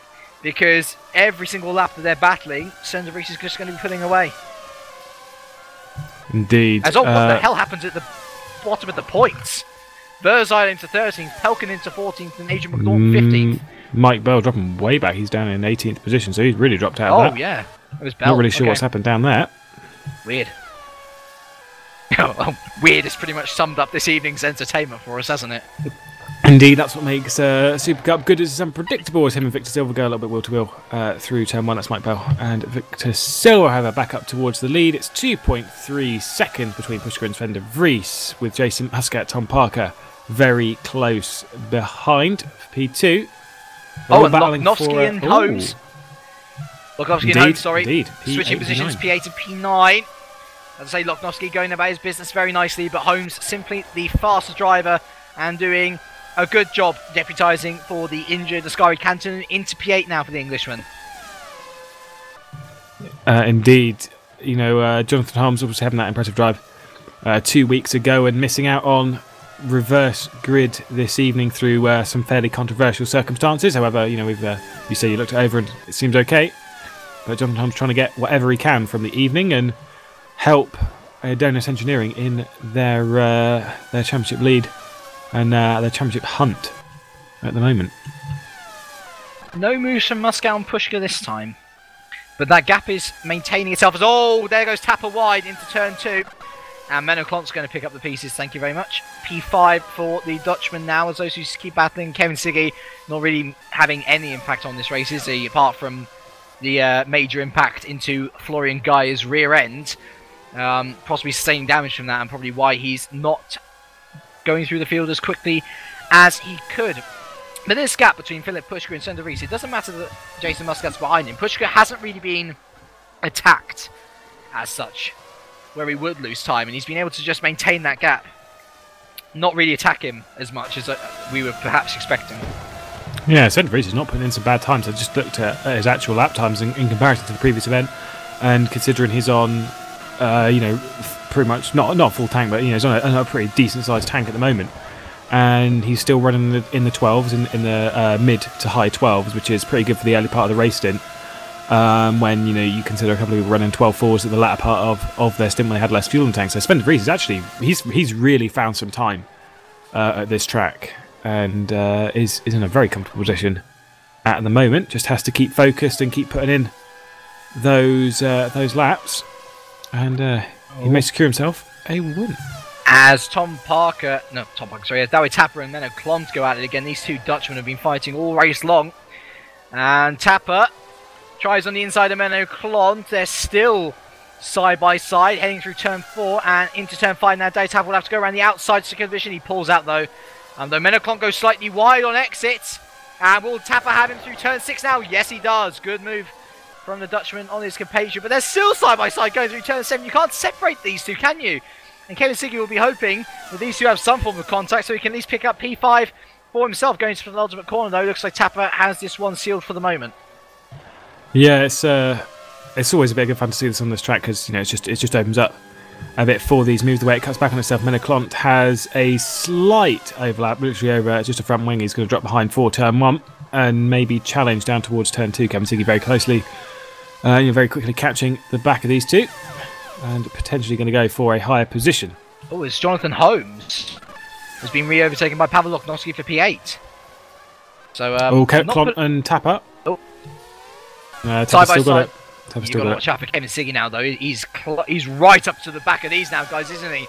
Just don't do what you did before, Kevin, for the love of everything in motor racing. He's going to dive through on Menno Klont! And he almost rear-ends Dawe Tapper actually in the process. And, well, he's starting to put his foot down, but he needs to learn to put it down at the right moment, does Kevin Siggy, because he needs to... he's faster now, but he needs to get through these two drivers cleanly. Indeed, it's all good getting past, but if you're going to get past it with a 20-second time penalty, then you've cost yourself an awful lot within the race. Well, he is going to be getting a 20-second time penalty anyways. Of course, yeah. So he has to be really careful. From what I can see from the time so far, he might actually still be in with a chance of points. Yeah. Or a point, I should say, but nowhere near as much as this. No, he needs to make any progress he can. Talking of making progress. Philip Pushka has actually brought down the gap to Sven de Vries by, well, it was 2 tenths. He lost a further 10th in sector, or he lost a 10th back to de Vries in sector 1, but just about pulling away from Jason Muscat and starting to make an impact on de Vries, and not a moment too soon as well, as we're 50% through this race. Yeah, it's, halfway through the race, it's gone pretty quickly so far, especially when you're running just over, basically just over 70-second laps. So, really, really quick laps. So 24 of them passes very quickly. And Tapper and Klont we're hearing back in P6, oh, P5, P6. Wow, that was close. Tapper cutting across the back of Klont, and that could completely misplace him. But Kevin Siggy behind the Austrian at his home track. Had a bit of a trouble in here in race 2, and can't really do anything into the ultimate corner just yet. He's going to want to try and work his way up the order, though, regardless of whatever penalty may be coming his way. And, as I say, he's going to have to dispose of these two quickly, otherwise he's going to be held back. 1.6 seconds between the leader and Pushka. And Kevin goes wide, so that doesn't matter. But yeah, you're absolutely right. That gap is coming down mightily. 1.5. And Parker around the outside! Oh, my word, Tom! He almost took out Pushka. Very nearly. Yeah, I know sometimes when you break, you break a little bit too late, and it did into the back of my teammate yesterday, and you just kind of like your heart drops, and you just hope that you're going to miss everyone. It's a horrible feeling. That's done wonders for Pushka though. Now 1.5 the gap. Also, look at this battle down in P8. Santiago Niza from absolutely nowhere has just come back to P8. Holmes into P9, and there goes Ari Nieminen getting in on this trap. So, oh wow, Niza, that was lag. But yeah, those three all battling away. On Parker. Yeah, Parker out of turn 7. He was right behind Muscat, and he lost it, and that was well held. That was incredibly lucky that Parker was able to hold that, but at least he won't be dive bombing anyone anytime soon. Jason is safe, and Pushka is now only 1.3 behind. Game on. Game on indeed. I think that the one thing that we can pretty much confirm is that for the second time this season, unless anything really major happens that takes out 6 people, it's looking likely that the winner from race 1 will not. Different race 1? Well, yes, we will have 2 different winners in the same evening. But you never know with Super Cup this season. It's always been one to play about and mess around and, and give us the result that we weren't quite expecting in the first place. Instant 100% rain, anyone? Wow. No, well, no, remember just me? No, 100% rain is very extreme. I remember obviously back in Indianapolis last season we had some rain towards the end of the session towards the end of the race that really threw who was going to finish on the podium up in the air. And I believe that was Sven de Vries's first podium of 2013 in the Super Cup. I think so. Oh no!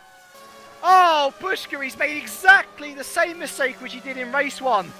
Down to P4 he goes, and down to P6, 7. Yeah, 6 he goes. It's now Tapper goes into 4. Siggy as well. Oh, Philip. And so now the mantle falls to Jason Muscat, as anything can happen in Super Cup. And as it just so happens, Philip Pushka, he loves turn 2. He hates those anti-cuts. Indeed, I have good experience with them anti-cuts. So do I. No, but unfortunately you did it in practice. I did it in the race.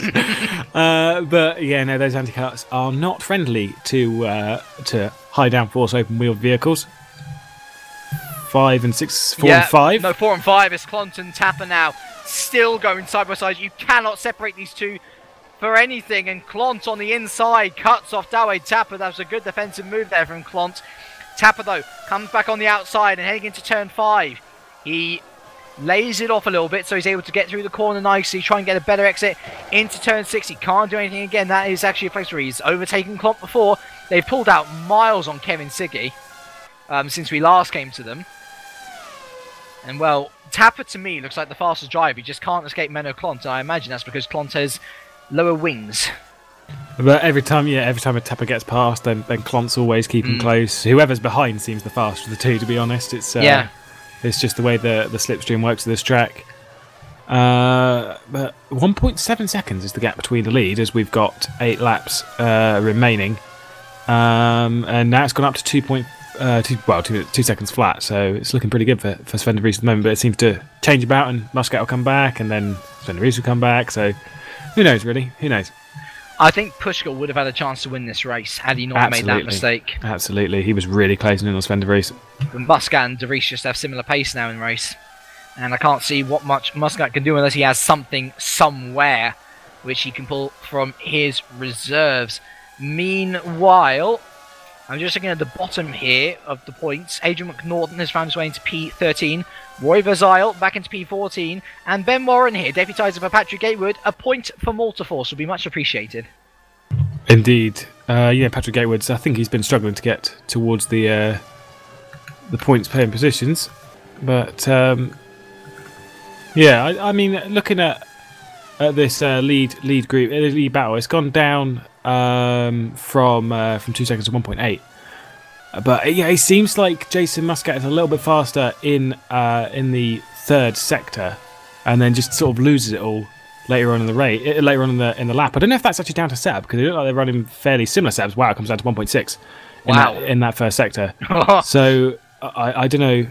I don't know whether that's actually going to come back to haunt Sven de Vries, whether Jason Muscat's really getting his mojo working. Speed boost. Now would be the right time to activate a speed boost to go for the race win. Thunderbirds are go, and Jason Muscat's flying the fastest one at the moment. Let's see whether he can do anything. We'll keep an eye on those sector times. Everyone else is really spread out. Surprisingly, the only battle which hasn't spread out is Clont versus Tapper. Clont's still ahead. Let's see what the timing beam says. 1.5 seconds. It is still going down. A 10th gain on de Vries through Sector 2 there. Let's see what Jason could do in Sector 3. We know, actually, that Jason has a fantastic exit out of the A1 curve. We saw it many times through Race 1. 1.3 the gap. It is coming down. And believe it or not, I think Jason Muscat has got something in those reserves. He can see Sven de Vries, and he can see a potential race win here. Not only that, but closing himself towards that championship lead that he wants so desperately. Obviously, with his teammate not being able to, it was Oscar Cannon. I'm calling out his teammate, previous rounds and previous championship leader. 4 and 5 once again. Menno Clont, Dawei Tapper switching positions, bit of contact between the two of them. They're still side by side. Oh, this has been an epic tussle between the two Dutchmen. Love it. Absolutely love it. This time, Dawei Tapper clean around the outside of turn 3. Wonderful stuff. More of this, please. This is great.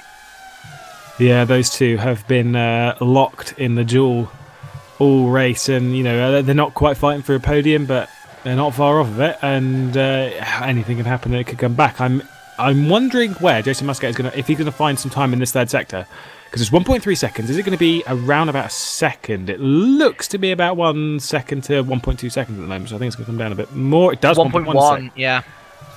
Slowly working away. We're running out of laps though. We are running out of laps. 5 to go. Yeah, 20 of 24, 4 to go. 20, 21, 22, 20. Wow, I'm dumb. I'm really dumb. Yeah. Really dumb. But actually, to be fair, this is an interesting point that must be made. Even if Jason Muscat, as the gap goes back up to 1.3 actually, as we say that, if Jason Muscat does win this race, De Vries will still be championship leader by 5 points actually. Indeed, yeah, I've just been told, obviously this is something that's fairly obvious, but Jason Muscat seems to be finding all of his time in the third sector. He finds the tiny bits, the odd, I say tiny bits, you can sometimes find a tenth or two in that second sector. He can sometimes find a little bit in the first sector if Sven's messed it up a little bit, but he finds a little bit in this second sector as they go see a little bit, but then he finds quite a lot in this third sector. He's really nailed this setup for these two corners. This is only 2 corners, but they're 2 difficult corners. You were saying this earlier on the broadcast. He runs a little bit wide at the final turn. That's actually good though. It can be, yeah. I think he ran a little bit too wide. Yeah. And had to lift off a bit, which cost him down the straight. But you just say it's only 2 corners. You can really lose a lot of time through those 2. 4 laps to go, and Jason Muscat has to find a lot of time, I would say. In fact, he's losing time once again through that first sector. I think Sven de Vries has seen the problem and is responding to it adequately.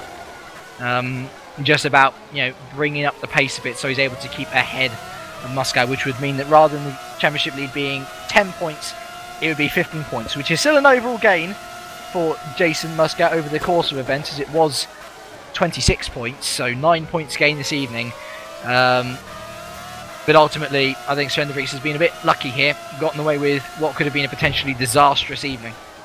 Yeah, he's pulled something back from, as we said, a controversial incident in the first race, which I'm sure will be looked at either way.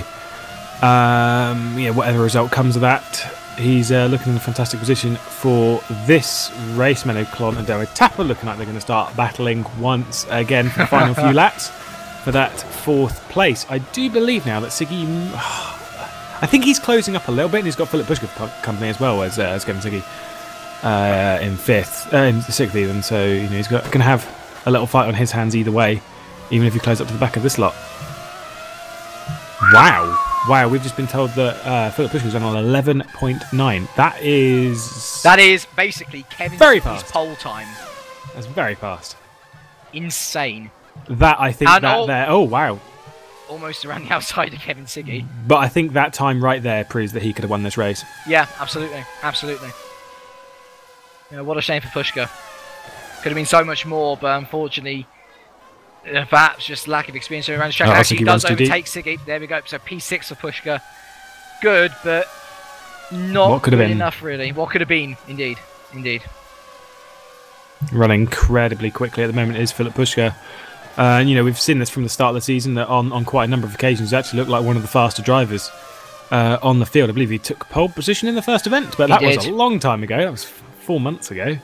But he's always looked like he's been quick, never quite pulled the race together, except in Bahrain. The lead's 1.1 seconds once again. 2 laps to go. 2 laps to go. That I don't think is going to come down enough. He's going to need large wads of time in every sector to Jason Muscat to be able to even have a chance of having a dive on Sven de Vries. And again, through this first sector, Sven de Vries does so well, and Muscat actually has a little wiggle under braking. I do think that Sven de Vries has that one under control. Meanwhile, what a surprise! 4 and 5. Here we go.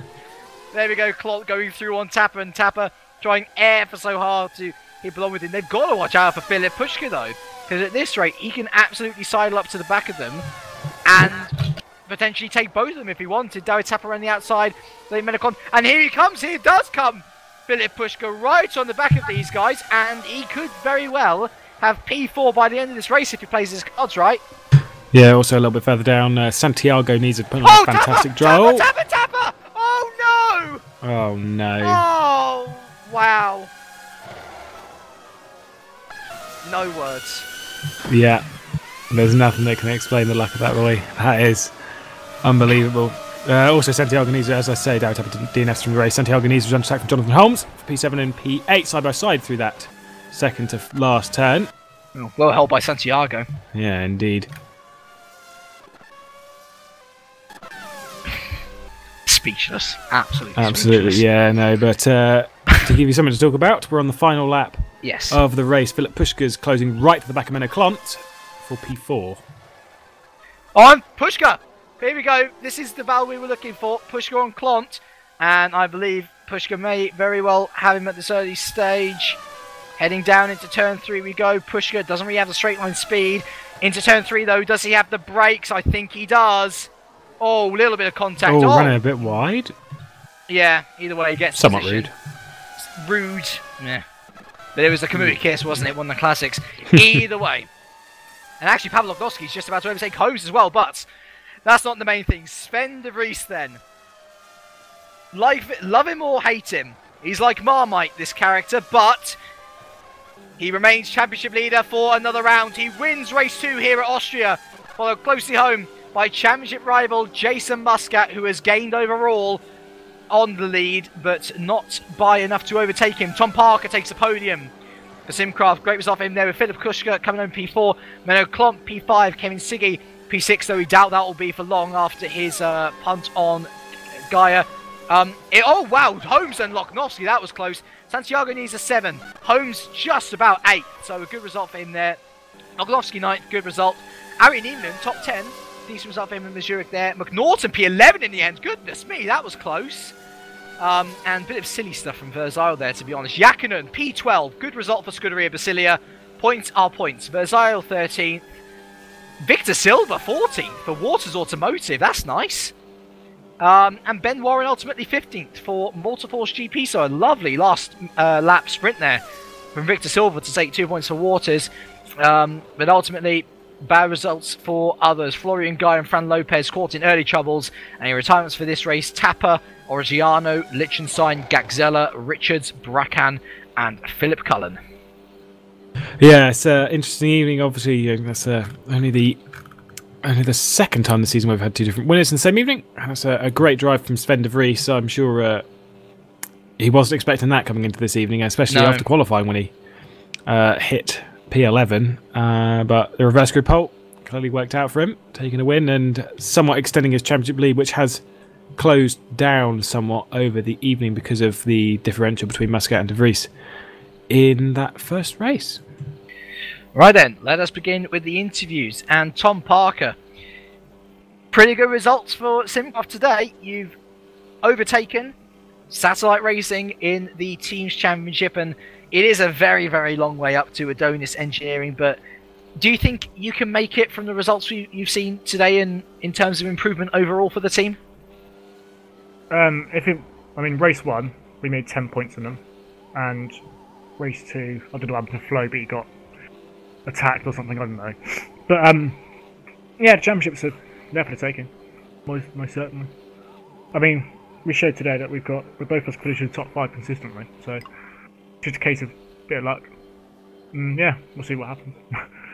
Good to hear a bit of confidence at last. We usually hear a bit of, oh, maybe, maybe not, but straight to the point. You think it's there for the taking? Well, let's look to next event then. We're going to be halfway through the season after the feature race in Britain. What do you think your chances are there? Is this going to be a good track for you and the Simcraft boys, or do you think that you may be, just looking to see as well as how well you can do?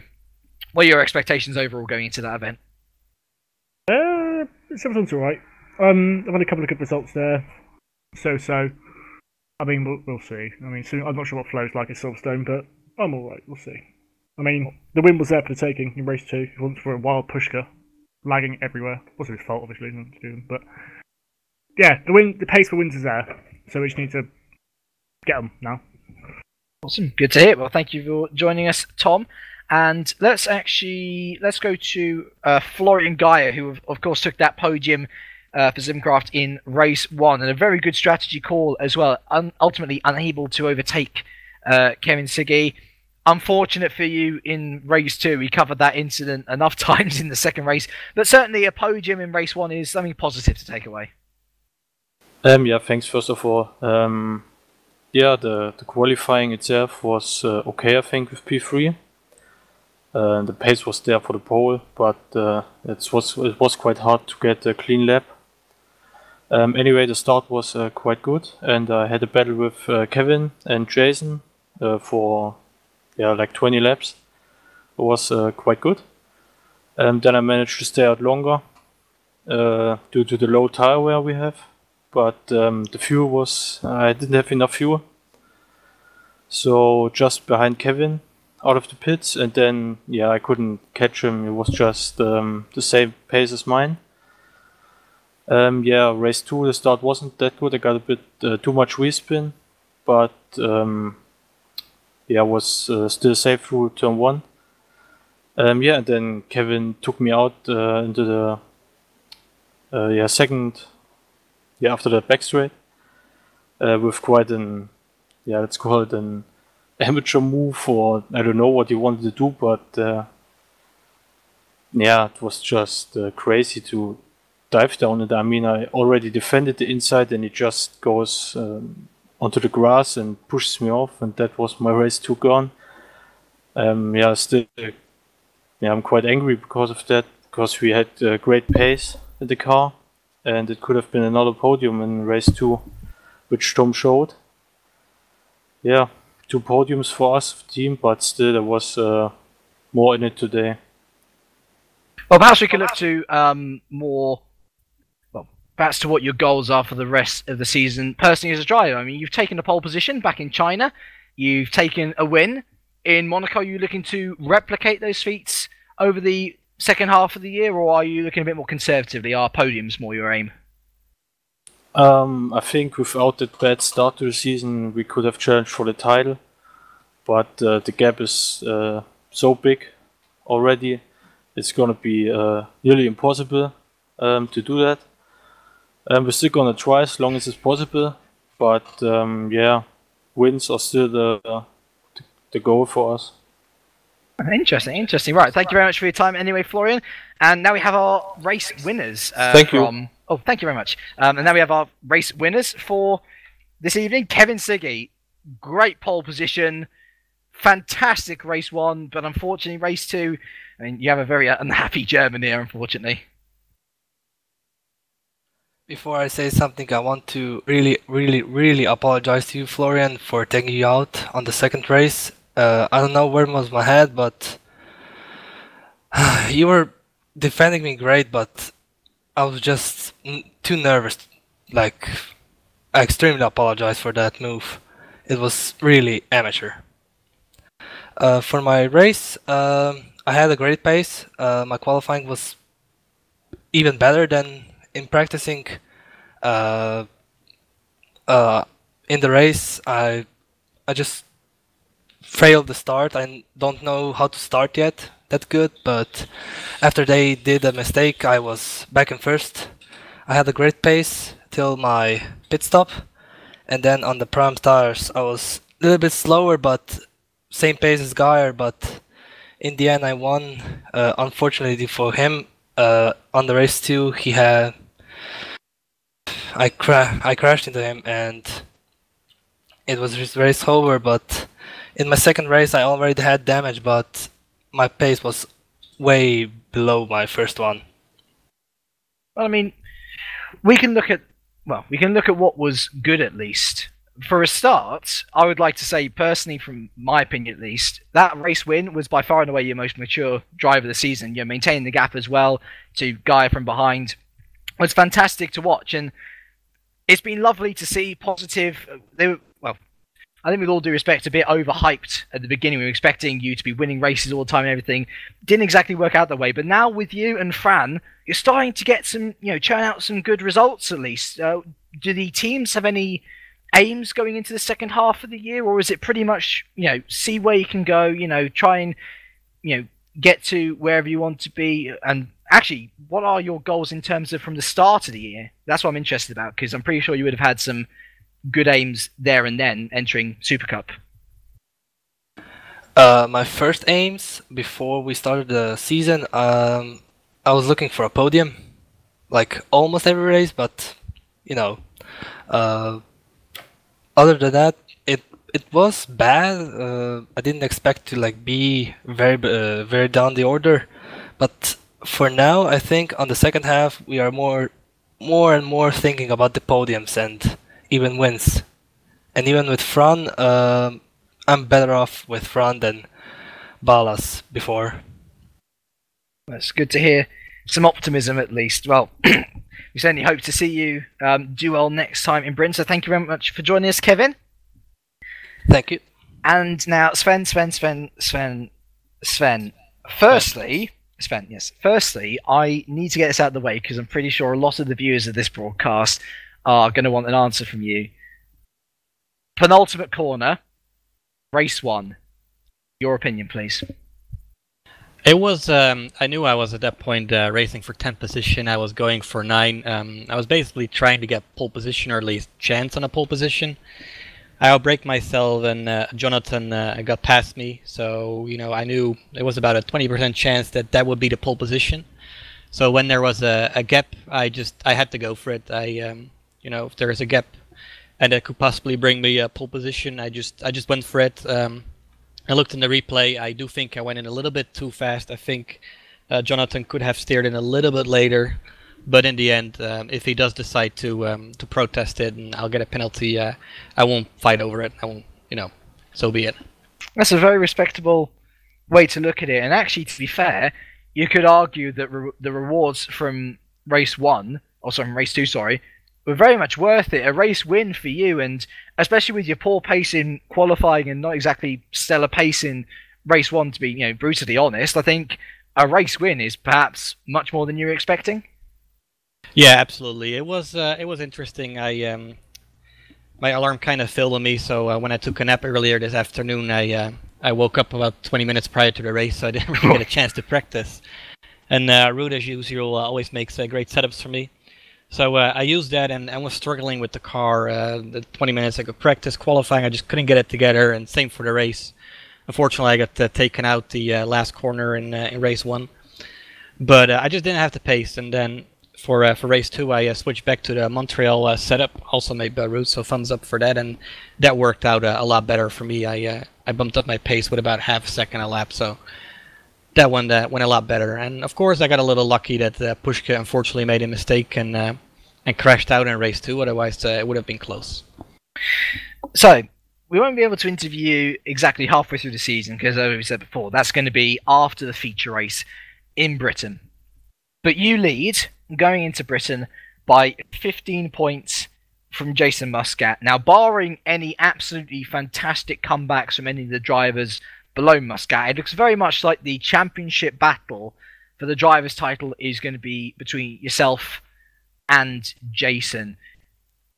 What are your plans to try and fend him off? Both of you had actually pretty poor qualifyings today, but are there any certain tracks which you think you will, you know, try to gain many more points on Jason, or do you think that he might have some extra reserves in the tank? Because we saw him coming back at you at parts in race 2, and we were debating here whether he was going to catch you in the end.